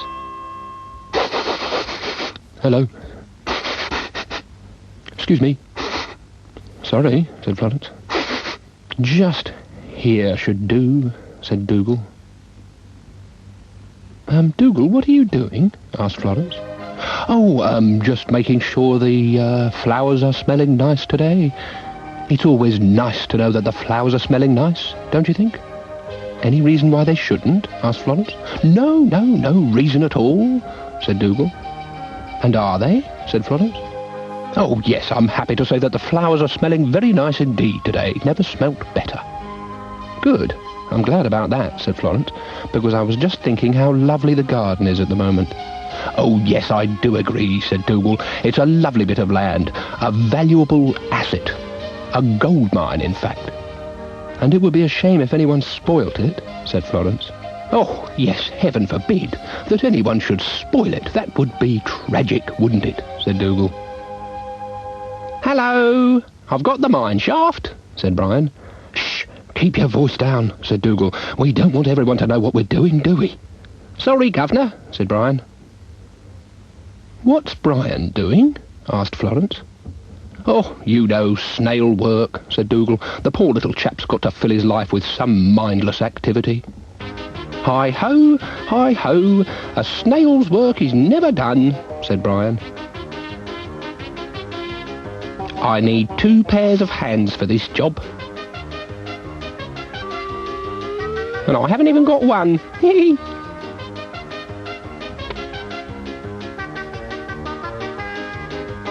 Oh, it looks like an adventure playground, said Florence. Hi-ho, hi-ho, it's off to lunch we go. Yes, that's exactly what it is, an adventure playground. My idea, of course, Sue Ellen. Just making this town a decent place for folks to live in, said Dougal. You just called me Sue Ellen. Did I? Yes. Oh, just a slick of the tongue, said Dougal. Nearly ready for our first dig, DR, said Brian. We'll get a move on then, said Dougal. It looks more like the Eiffel Tower now, said Florence. Does it? Said Dougal. Sort of, said Florence. Yes, that's it. It's an Eiffel Tower adventure playground theme park, said Dougal. C'est très magnifique, n'est-ce pas? Is it ready yet? Not quite, Governor. Well, hurry up then. Dougal's acting very strangely today. I wonder what he's up to, thought Florence. You can go now if you want. Come back when it's finished, said Dougal. Here we go, said Brian.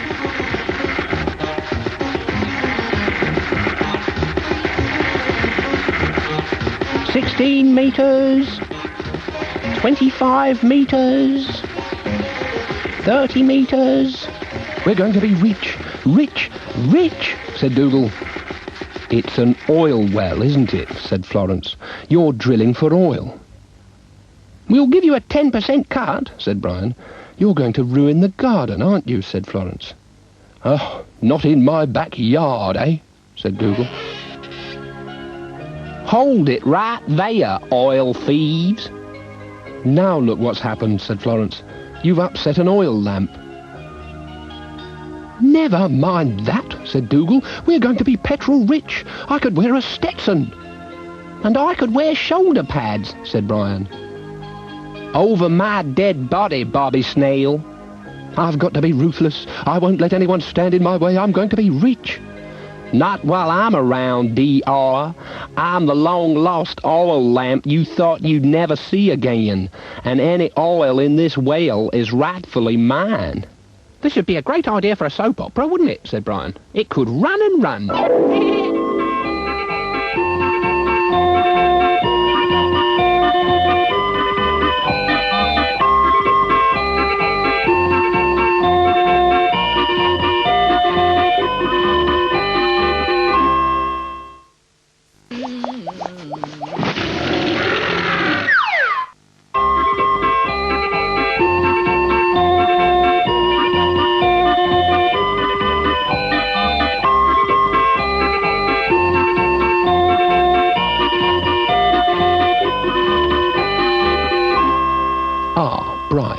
May I have a word in your shell, like?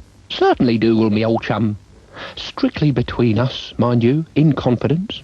It shall go no further, me old doggy chop. It's about Ermintrude. Doesn't she get on your nerves? What, old Ermy? Shh! I don't want anyone to hear this, but have you noticed she's always eating? Perhaps she's lonely, said Brian. I can't stand all that mindless munching. She looks like a barrage balloon on stilts, said Dougal. A barrage balloon on stilts? Dougal, Brian. Shh, here comes Florence. Hello there. Has anyone seen Ermintrude? It's hard to miss her, usually, isn't it? I haven't seen her for ages, said Florence. Might give the garden a chance to grow again. Dougal just called her a barrage balloon on stilts. Telltale, said Dougal. You ought not to talk behind her back, you know, Dougal. Which bit of her would you like me to talk behind? You're usually rude straight to her face, said Brian. Yes, you are, Dougal, said Florence. Well, she's such a great fat mouldy milk carton. Dougal, I'm sure you don't really mean that, do you? Said Florence. Apparently I don't mean it, said Dougal. What, that Ermintrude is a great fat mouldy milk carton? Said Brian. Yes, said Dougal. Mouldy milk carton? What's it matter what I say? She can't hear me anyway. I still think you should apologise, said Florence.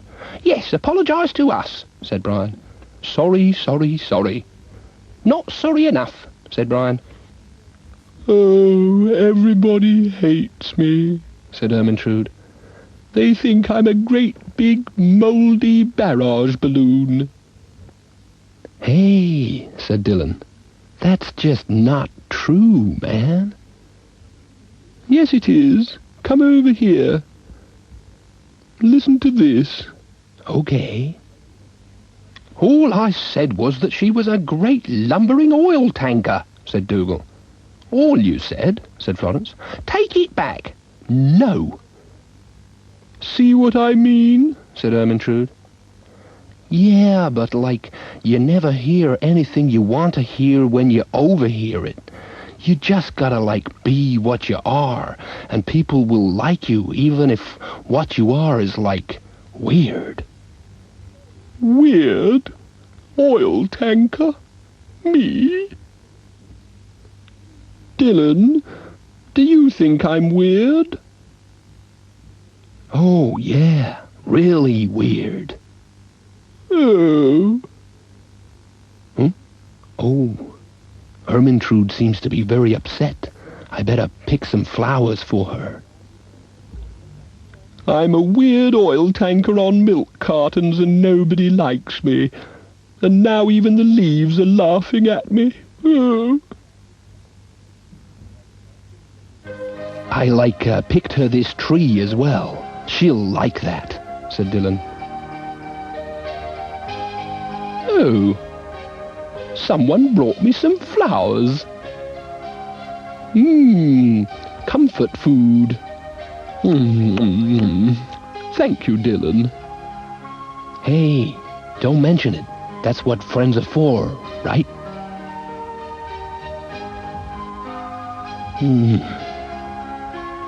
It just doesn't matter what people say.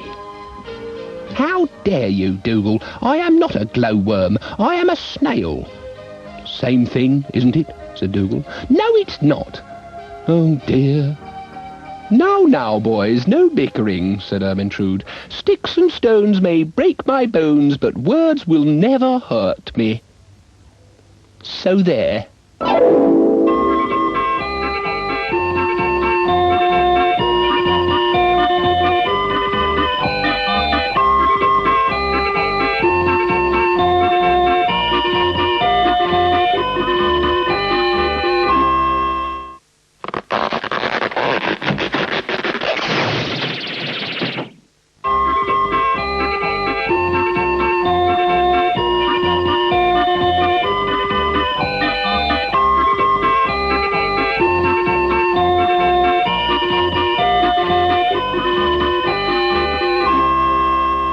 Just a little bit more off the sides, dear heart.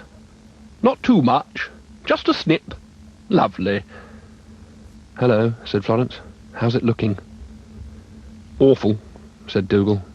It's going to look absolutely awful, if you ask me. Don't say that, said Florence. I'm sure it'll look lovely. Oh, really? It's going to look awful, you're going to say it looks lovely, and then we're going to have to find her a new hat to cover it all up, said Dougal. No, we won't, said Florence. Yes, we will, said Dougal. Hello, dear hearts. Look at my new hairstyle. It's the new me, said Ermintrude. Well, said Dougal, how does it look? It's awful, said Florence. Thank you. Well, what do you think? Trendy? Go on, said Dougal. Say it. You look lovely, Ermintrude, said Florence. Flatterer. Hello, need a hat, said Brian. Something big, please, said Florence. Yes, something that covers everything up, said Dougal, like a big Mexican sombrero, perhaps. I've got just the thing, said Brian. At Brian's Mexican Hattery, we have Mexican hats for all emergencies.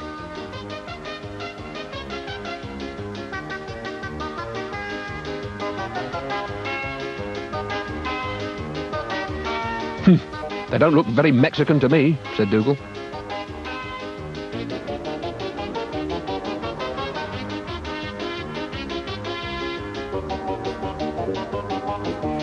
Now, let me see.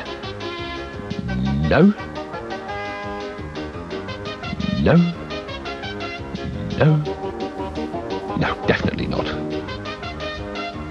No. No nonsense, please, senor. I won't keep you long. But how about me, eh? Plenty of room up top, and you could always squash me down to avoid low-flying cactuses. Well, how about it, eh? Arriba, arriba, arriba. Yes, said Dougal, but it doesn't have a big enough brim. What about me?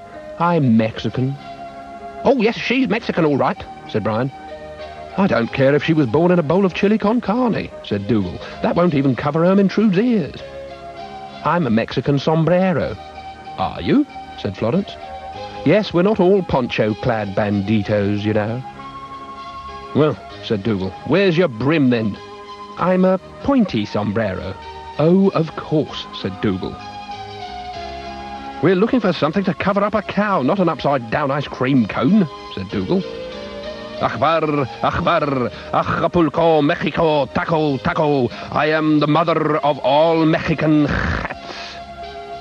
Oh, for goodness sake, said Dougal, a large brown paper bag would have done. Would that be a Mexican paper bag, sir? Said Brian. Can we forget Mexican for a minute? Said Dougal. I wish I'd never mentioned it. Hello, amigos. I'm a big fan of the Mexican wave, myself. Oh, I remember it well. World Cup 1986, I were there. It were definitely handball, no question. OK, forget Mexican. I'm sorry I brought it up, said Dougal. Yo no wanto hatto Mexicano. I am not Mexican, hat. Niet, niet, niet. I am from the Independent Republic of Latvia. Now, there's an honest hat, Gov, said Brian. Hang on, said Florence. Can we just recap? It's hopeless, said Dougal. I don't think this is going to work. Yes, we really only were looking for something to cover up Ermintrude's awful haircut, said Florence. How about a wig, said Dougal, or a tea cosy?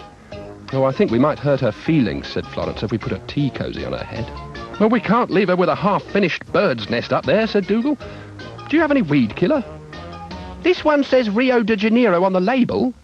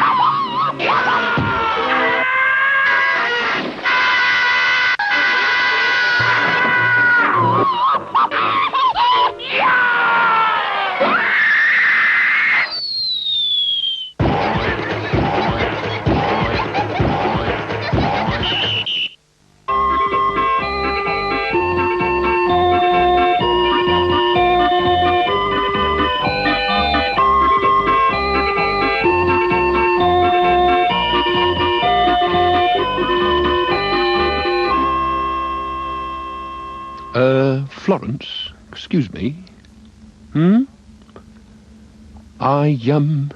Yes, Dougal? I've got something to tell you. Have you, Dougal? Yes, I'm going away. Good. Anywhere nice? I'm going on a long journey and I may never come back. Need something to read? Something to read? Oh, something to read? Give me strength. I am going on a dangerous mission and you want me to read a fairy story?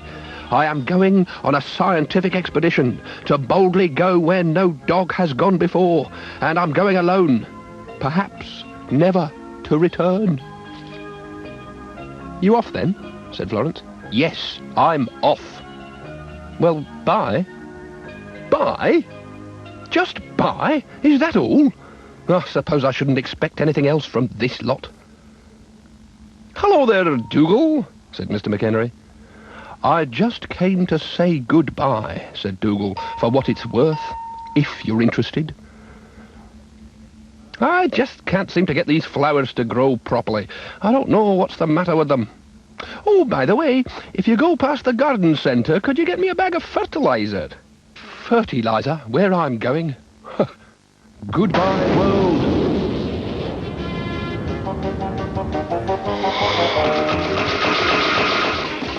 Hey, I just had this weird dream that Dougal, went up in a spaceship. I better take it easy. Hello? Dog in space? Calling Earth? Calling Earth? Are you receiving me? Are you receiving me? Hello, Dylan. Have you seen Dougal? Said Florence.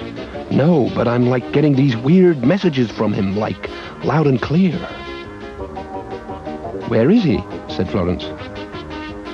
He's in my brain, said Dylan. One small step for me, but a very big step for a Jack Russell. Better make my mark on this cosmic sandpit. There. Now, what shall I do? I know. Panic. No, must stay cool and scientific. I'll take a little moonwalk. Yes, that's what I'll do. Yes, very lunar.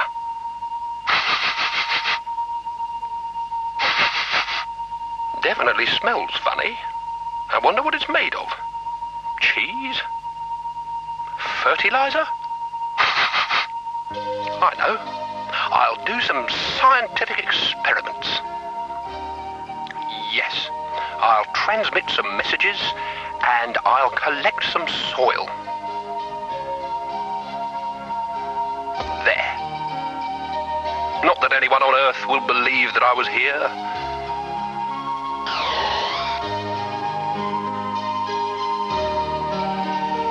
Now, where shall I dig? Here? Yes, here. Ooh. Oh, I'll have that analysed in no time.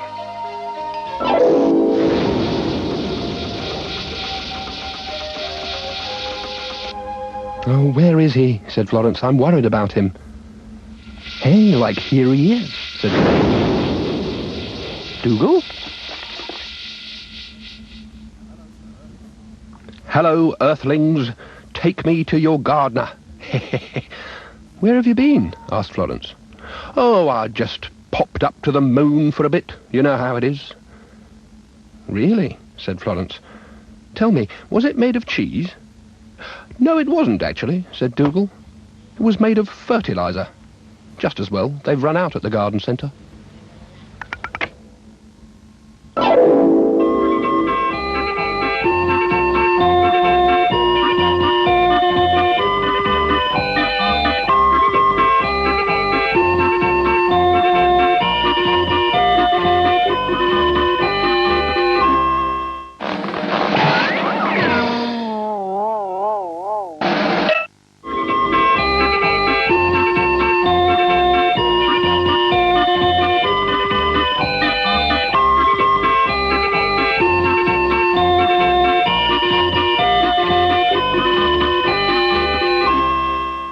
Rusty, said Florence. Hello, Florence, said Mr. Rusty. I'm on my way to see Dougal, said Florence. We're going to play hide and seek. Oh, that sounds like fun. I love hide and seek, said Zebedee. Yes, me too, said Mr. Rusty. Maybe I'll come with you. Oh, please do, said Florence. And remember, said Zebedee, no peeking. See you later. Ah, said Dougal. Here they are, and about time too. Oh, I do enjoy a good game, said Mr. McHenry. Right, now, who's going to hide and who's going to seek? Like, eeny, meeny, miny, mo, man, catch the squirrel by its toe. And if it squeals, like, let it go, eeny, meeny, miny, mo. Oh, it's me. said Brian. So you have to count up to 25, Said Florence. and we all go and hide. Right, 1, 2, 8. No, that's not right. 1, 4. Oh, no. Start again.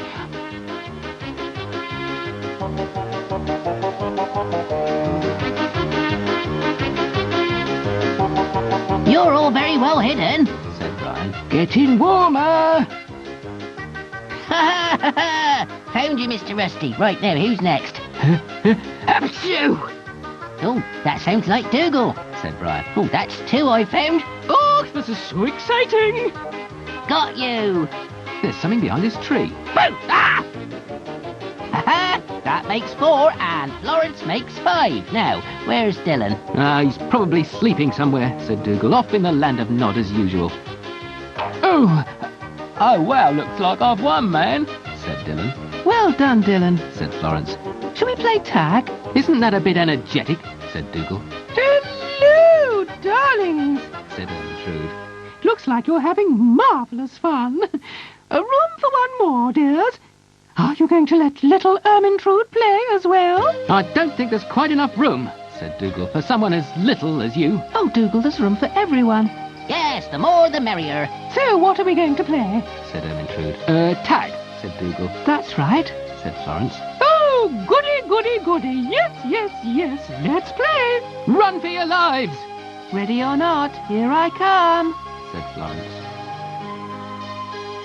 Got you, Ermintrude. Said Florence. Now you're it. It? Said Ermintrude. It? I'm not an it. I'm a cow. No, Said Florence. I don't think you quite understand. If you're not off the ground when the chaser tags you, then you become the chaser. Oh, dear, this is terribly complicated. Said Ermintrude. What does the chaser do? Well, you chase us. Said Florence. Oh, I see. Said Ermintrude. In that case, I shall chase Dougal. You'll never catch me. Got you. Just a minute, said Dougal. I was off the ground. Not anymore, you're not. Got you. Now that is not fair, I'm so cunning. said Ermintrude. I tricked you. You're the chaser now. Tag, said Dougal. I'm off the ground. Said Ermintrude. On what? Said Dougal. This little flower. Not anymore, you're not. Tag, Excuse me. said Brian. Can we join in with this game? Yes, I thought we were all playing together. Said Florence. Like, this off-ground tag is like getting out of control, man. I mean, like, come and look. Yes, where have those two got to? Like, first Dougal was off the ground, right? And then Ermintrude was off the ground, right? And then Dougal was higher off the ground, right? And, like, man. Come on, Brian. I think we better go and take a look. So who's it now? Said Ermintrude. Search me, said Dougal. Do you know, darling? Said Ermintrude. I think we may have invented a new game. Tweet, tweet, tweet, tweet, tweet, tweet, tweet, tweet, tweet, tweet, tweet, tweet. Just a minute. How are we going to get down? I don't know. In the absence of any parachutes up here, I think we can safely say we're stuck, Oh, look at those 2 strange birds. said Brian. Tweet, tweet, said Dougal.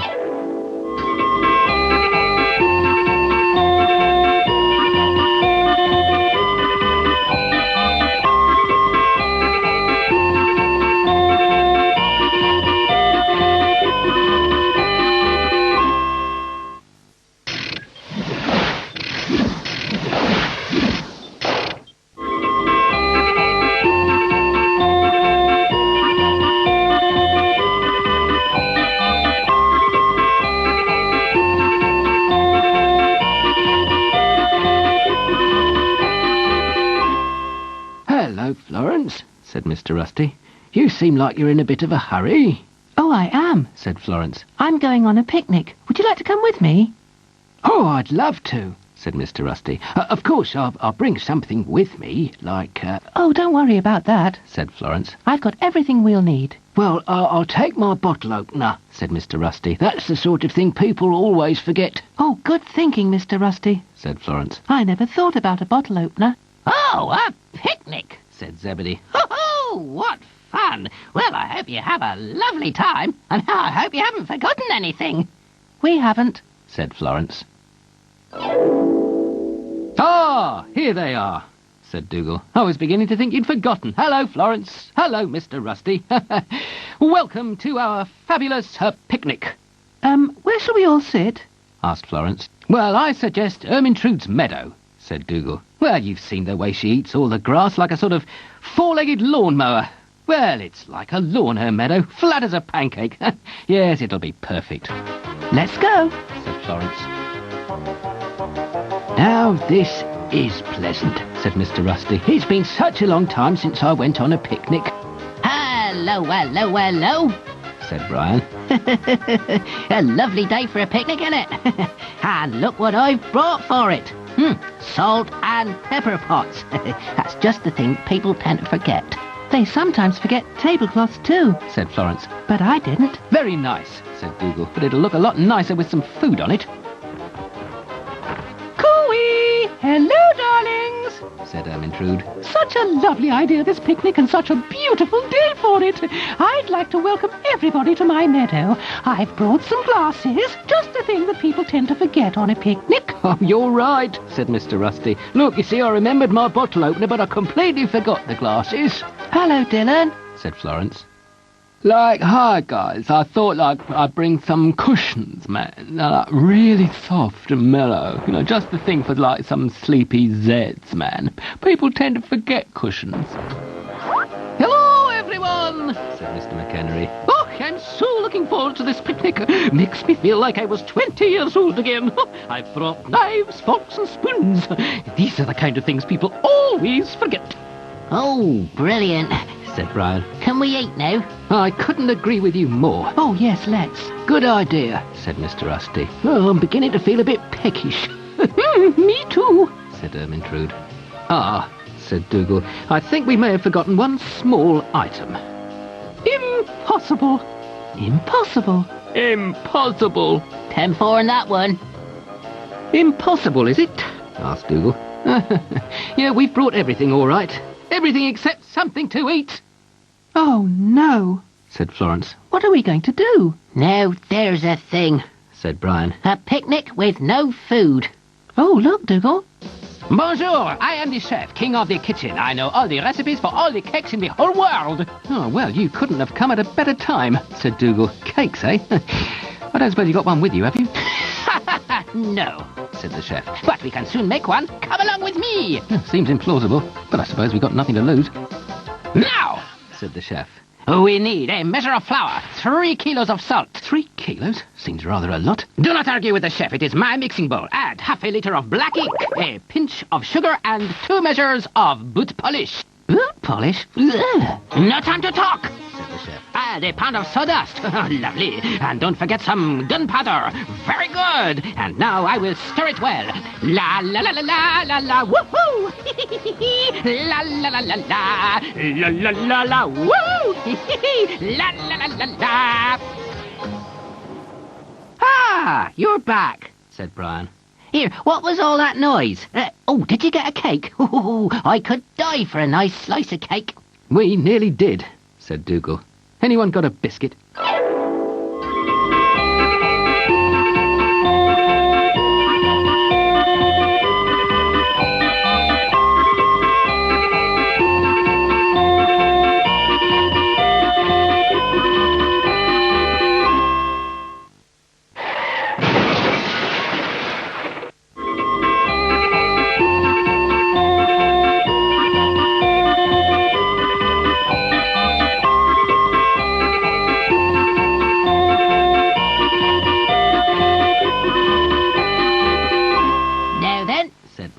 I think everything's just about ready. Yes, said Dougal. We're as ready as we'll ever be. All we need now is Florence to get us started. Oh, she won't be long, said Dougal. Zebedee's gone to look for her. Come along, Florence, said Zebedee. We're waiting for you. Oh, my. Said Florence. You seem to be in a bit of a hurry. Well, of course. Said Zebedee. We have to make sure everything's ready for the Olympic Games. Well, lead the way. Said Florence. Ah, hello, Florence, said Dougal. We've been waiting for you. Ah, the Olympics, said Mr. McHenry. Ah, that takes me back. Anyone need an extra athlete? Him? He must be 100 years old, said Dougal. Yes, you're welcome to take part, but please do be careful. Can we, start, man? Said Dylan. Whilst I'm, at the peak of my physical condition. Yes, in a moment, said Dougal. But first we have to strike up the Olympic anthem. Right, now, give me a fanfare. Let the music start.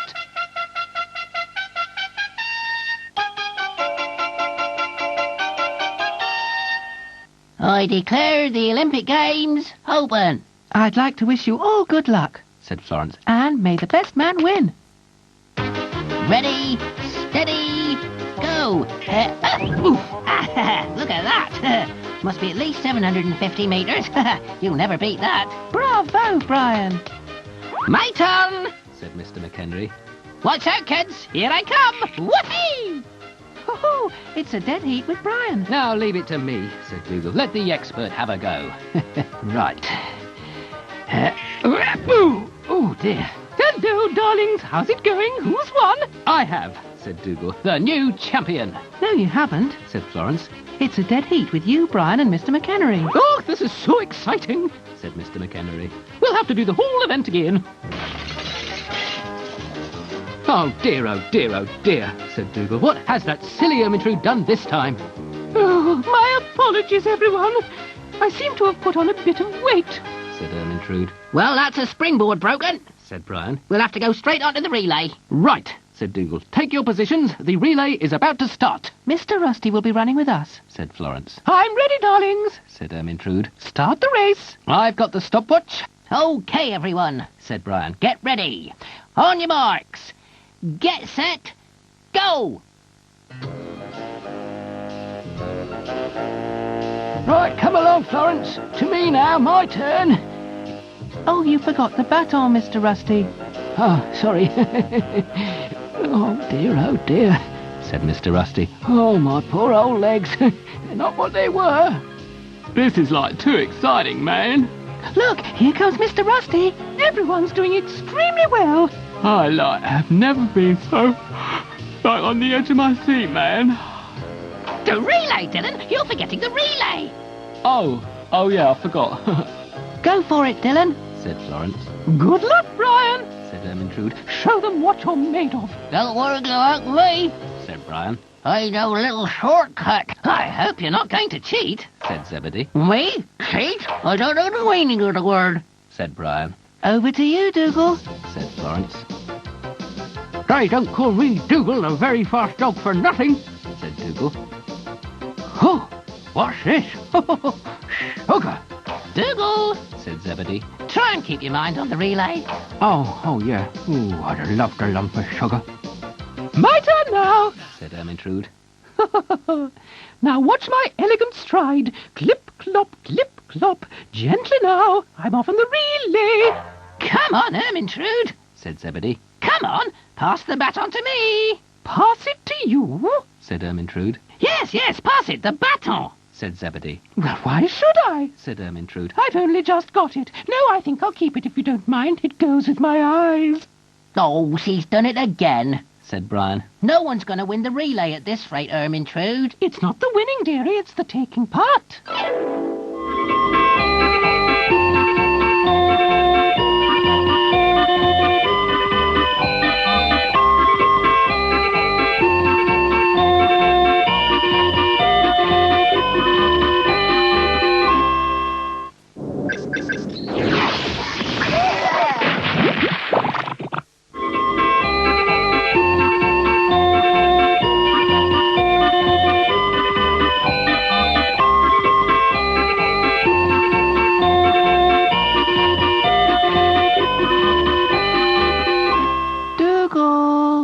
Florence. Dougal, where are you? Here I am, Florence, said Dougal. I seem to be involved in something of a mystery. A mystery? What do you mean? Asked Florence. Well, I found a strange, odd kind of thing which makes music. But don't worry, it's not a snoring rabbit. Well, what is it then? Asked Florence. Come and have a look, said Dougal. And don't be frightened. I shall be there to protect you.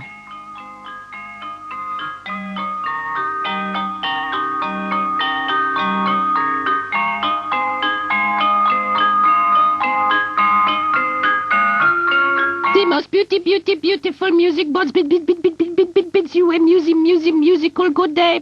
How nice, said Florence. Would you like to play for us? No, the most beautiful music box does not play for dogs and little girls. What do you mean? Said Dougal. Why won't you play music for us? That's not very polite, Dougal. Well, that music box started it. I am a beautiful and delicate music box. And a very rude one, said Florence. Come along, Dougal. La la la la la la la ha ha ha ha ha. Oh. Oh dear, I think it might be broken. Ah, good thing too, said Dougal. I've never met such a rude music box. Oh, don't be like that, said Florence. We ought to help. Oh yes, a dog and a little girl aren't going to know how to repair a music box, are they? Especially a rude one like that. Well, maybe Dylan can help. Dylan! Like you called, man? Said Dylan. I was just on my way to grab a few Zeds. Like, what's going down? We need your help, Dylan, said Florence. This music box has stopped. Oh, good thing too, said Dylan. 'Cause like now I might be able to get some sleep. Oh, please help, Dylan, said Florence. It's so beautiful. Oh, like anything to please, said Dylan. Perhaps it needs, like, winding up. Yeah, well, it's already winding me up, said Dougal. There, said Dylan. All right, here we go again. I'm a beautiful music box. Oh, I feel much better now, thank you. I was only cross because I was tired and run down. I'm always rude when I am tired. Oh, just a moment, said Dougal. Can you hear a strange noise? I can't hear anything, said Florence. No, listen, there it is again. Oh, yes, said Florence. You're right. It's an alarm clock. Oh dear, she doesn't look at all well, said Dougal. Very pale, isn't she? Can we help you? asked Florence. I've lost my tick. Said the clock. I'm nothing without a tick. Hick. I see, said Florence. And I've got the hiccups. Hick. I've had the hiccups since my alarm went off. Hick. Let's see, how do you get rid of hiccups? Well, you could try drinking a little water, said Florence. I'll try anything. Hick. Oh, you can't do that, said Dougal. Water will rust your works, and then you certainly won't be able to tick. Good thinking. Now, I have heard that a shock sometimes works, said Dougal, but I wouldn't bank on it. All kinds of things can happen when you give someone a shock. We could always ask Brian. He usually has an answer for everything. Good idea, Dougal. Brian! Oh, I do appreciate your help. It's a pleasure, said Florence. We'll have you sorted out in a tick. Was that a joke, Dougal? Well, it was supposed to be it. Right, now, what's the problem? asked Brian. You sound alarmed, Florence. Oh, that's very good. Alarmed. Oh, that is good. Oh, I do like that. Oh, I think Brian's made a joke, though, said Dougal. Alarmed. Very good, Brian. Oh, dear, oh, dear, oh, dear. Duck, tick, duck, said the clock. Oh, they've gone. I've lost my hiccups and my tick has come back. Oh, thank you so much. Hic, said Dougal. Oh, I think I've got the hiccups now. Hic, What you need is a shock. said the clock. An alarm.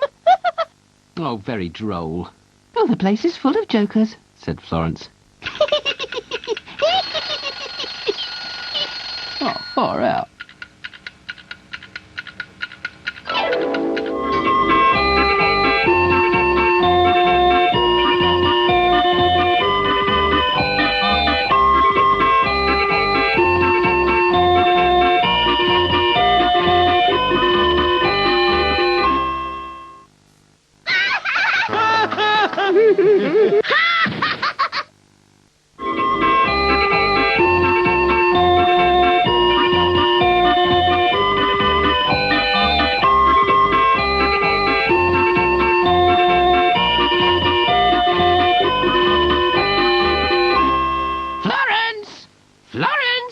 Zebedee. Come along. I'm here, said Florence. Let's go. 302, 303, 304. Oh, hello, Florence. You may be wondering just exactly what I'm doing. Well, I'm counting the flowers. Oh, what for? Well, I'm trying to work out just exactly how many we've got left, said Dougal. Ermintrude has been eating every flower in sight. Have you seen Ermintrude, then? said Florence. Oh, she gets everywhere, said Dougal. Shall we go and say hello, then? No, if we have to, I'm bored, said Ermintrude. bored, bored, bored, bored, bored, Hello, Ermintrude. bored. What are you doing? Florence asked. Well, it's a long story, dearie. I've been reading in a magazine how cows stand and watch the trains go by. Dull, dull, dull, I say. I've never done any such thing. We cows are far more interesting than that, and I intend to prove it. I shall just wait here for the next train and prove we cows are far more interesting. Oh, it's all going to end in tears, Ah, said Ermintrude. here comes the train now. What's this? said the train. A cow standing on my private line? Hey, get out of the way! Yes, get out of the way, Ermintrude. Never. said Ermintrude. It's about time things changed around here. This time the train shall watch a cow go by. But what about my timetable? said the train. You're going to make me late. I shall not budge. said Ermintrude. Oh, I suppose I'll have to stop, said the train. Hello, why have we stopped? said Zebedee. Because I made you. Not so boring now, am I? What are you playing at? said the train. Making my life more interesting. said Ermintrude. We're not all boring we cows, you know. Oh, well, you could have fooled me, said Dougal. Oh, don't be rude. Florence said. You're always teasing poor Ermintrude. I have had an interesting life. said Ermintrude. I used to be a nurse a long time ago. Nurse, you've got to help me. I've got a bone in my leg. But the hours were too long, said Ermintrude. and the uniform did nothing for my elegant curves. So I changed my career and became a musical marvel. Like, take it away, man, said Dylan. Oh, give me strength, said Dougal. After a brilliant and sparklingly successful career in the arts, I joined the army. said Ermintrude. Of course, with my elegance and breeding, I immediately became a general, and then a darling major general. Oh, such fun, such memories. And then you woke up, I suppose. No, then I became a dancer. I was light as a feather and graceful as a butterfly, spinning and turning, pirouetting and jetting. Oh, my moustache. Yes, I've had a very interesting life. Well, I never knew all about this. said Florence. After the dancing, I became Ermintrude the Irksome, an invincible pirate. Hard aport, Captain Tufty. No, the name's Rusty, and I think we should steer to starboard. No, to port, or I'll make you walk the plank. Oh! Well, that was the end of that. She's gone mad, said Dougal. She's bonkers, The point of all this is said Ermintrude. that we cows are very interesting creatures and not at all boring. Oh, yes, of course, said Dougal. Why don't you write a book about it? Of course, then there was that time I jumped over the moon.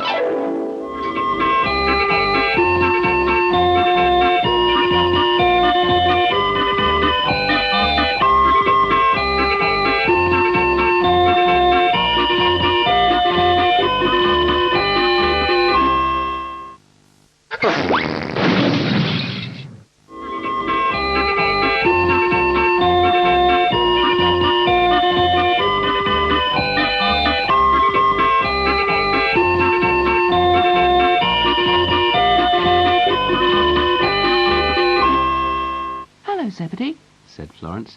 You look worried. Oh, thank goodness you're here, Florence. said Zebedee. A terrible thing has happened. Oh, dear. said Florence. What is it? Mr. Rusty's blackbird has disappeared. We've been looking everywhere for him. We need your help. Well, of course. said Florence. I'd be glad to help. Hello, Dougal. Are you helping to look for Mr. Rusty's blackbird? No, I am rather busy just at present. Oh, but Mr. Rusty's very upset. Well, I'm sorry to hear that, said Dougal. Send him my regards, will you? Well, I'm going to look for it anyway. See you later, Dougal. Yes, see you later, Oh, are you planning to take some photographs? said Brian. Yes, I'm going to take a souvenir photo of the Weeping Willow Woods. It'll be a surprise for everyone, Hello, Mr. Rusty. said Florence. Any luck? Well, I'm afraid not, said Mr. Rusty. I think my little blackbird has gone for good. Yeah, it's like really sad, man, said Dylan. He was like a groovy bird. You know, a really good singer, man. Look, we've got to cheer up Said Florence. and keep on looking. It's no use, Mr. Rusty said sadly. Let's go home.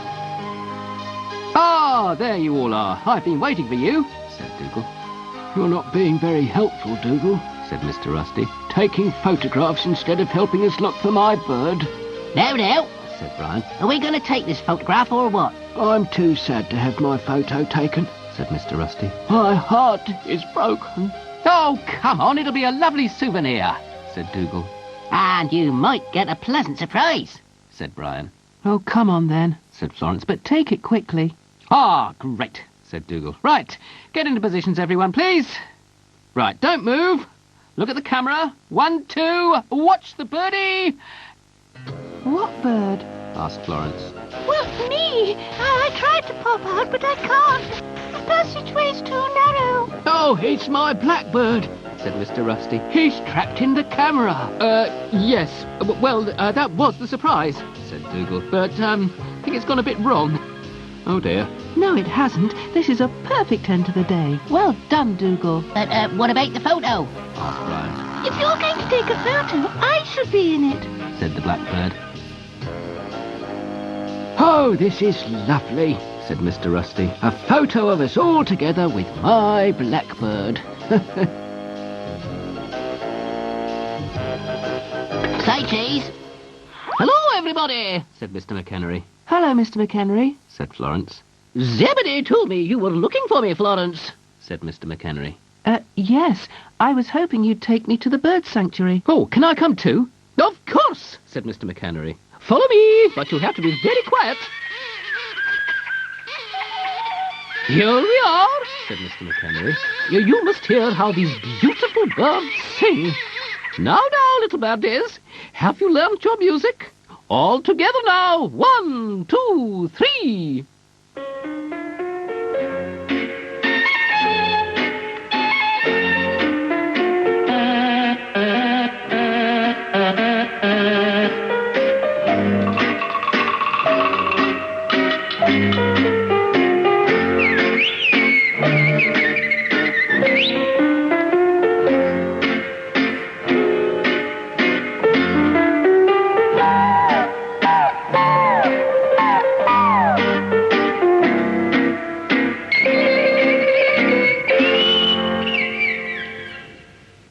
Lovely, said Mr. McHenry. Did you like it, Dougal? Well, they were all right, I suppose, said Dougal, if you like that sort of thing. But I think you'll find that dogs are far more talented. Oh. Can you sing like a bird, Dougal? Pin back your ear holes and prepare to be amazed, said Dougal. Tweet, tweet, tweet.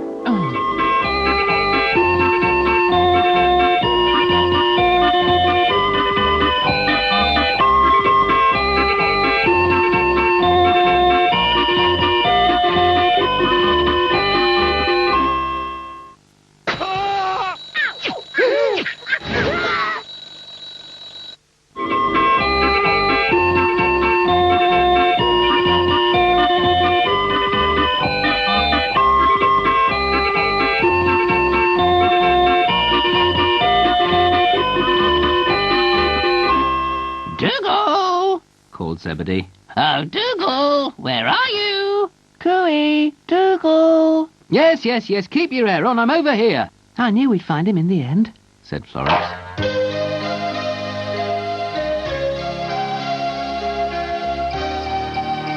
Yes, sorry to keep you waiting, Florence, said Dougal. I've been, working on my shopping list, Oh, let's see. said Florence. Sugar lumps, sweets, biscuits, chocolates, fairy cakes, macaroons. Yes, well, I'm not actually starting my diet until next week. Oh, and what's this? A ribbon for Florence. Oh, how nice. Thank you, Dougal. You're welcome. Currant buns, rock cakes, a Battenberg, and... A door? Yes, I need to buy a door, said Dougal. Do you want to come with me? Oh, yes, if you like. Ah, here's the door shop, said Dougal. Ah, looks like we're in luck. They've got some doors. I am made of iron, said the gate. Listen to how I creak. Listen to how I grate. Oh, wow, like, what's with all the noise, man? Said Dylan. Yes, I was looking for more of a door-type door.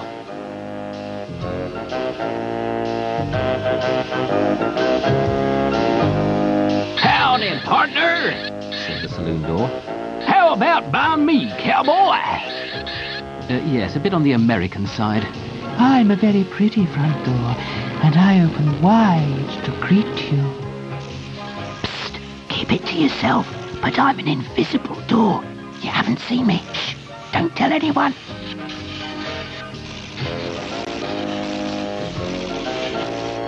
No, I don't want a door like that, said Dougal. It wasn't invisible anyway. So what sort of door do you want? Well, I want a solid one, said Dougal, and a welcoming one.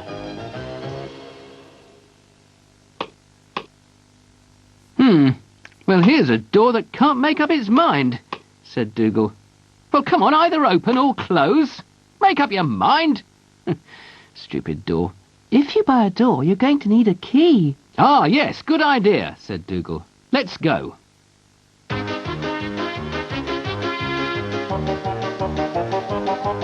I believe the keys are over this way somewhere, said Dougal. Here's the avenue of padlocks. Oh, yes, and the alley of bolts. Said Florence. And the path of little latches, said Dougal. Here we are. Said Florence. This is the door to the key department. Yeah, it looks like we have to go through that hole, said Dougal. It's a keyhole.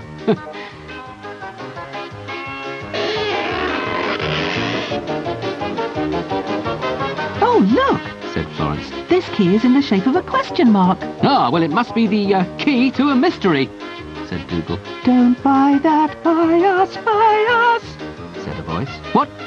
Where's that voice coming from? Asked Dougal. I don't know, Florence replied. unless it's those music-shaped keys. Oh, perhaps it's the key of dough. Or the key of Ray. No, I don't want a musical key, said Dougal. Who wants a musical door? Oh, look at this key. Said Florence. It's in the shape of a spanner. Yeah, well, only a nut would buy that, said Dougal. Well, you certainly have a large choice. Said Florence. Yes, I never knew there were so many types of keys, said Dougal. There is a key to everything, Said a voice. I never thought of it like that. Said Florence. a key to happiness, Said the voice. That sounds like a lovely key. the key to success. Said the voice. Huh, I'd like a bag full of them, said Dougal. Keys open doors, Said the voice. the door to love, the door to happiness, and the doors to mystery and the unknown.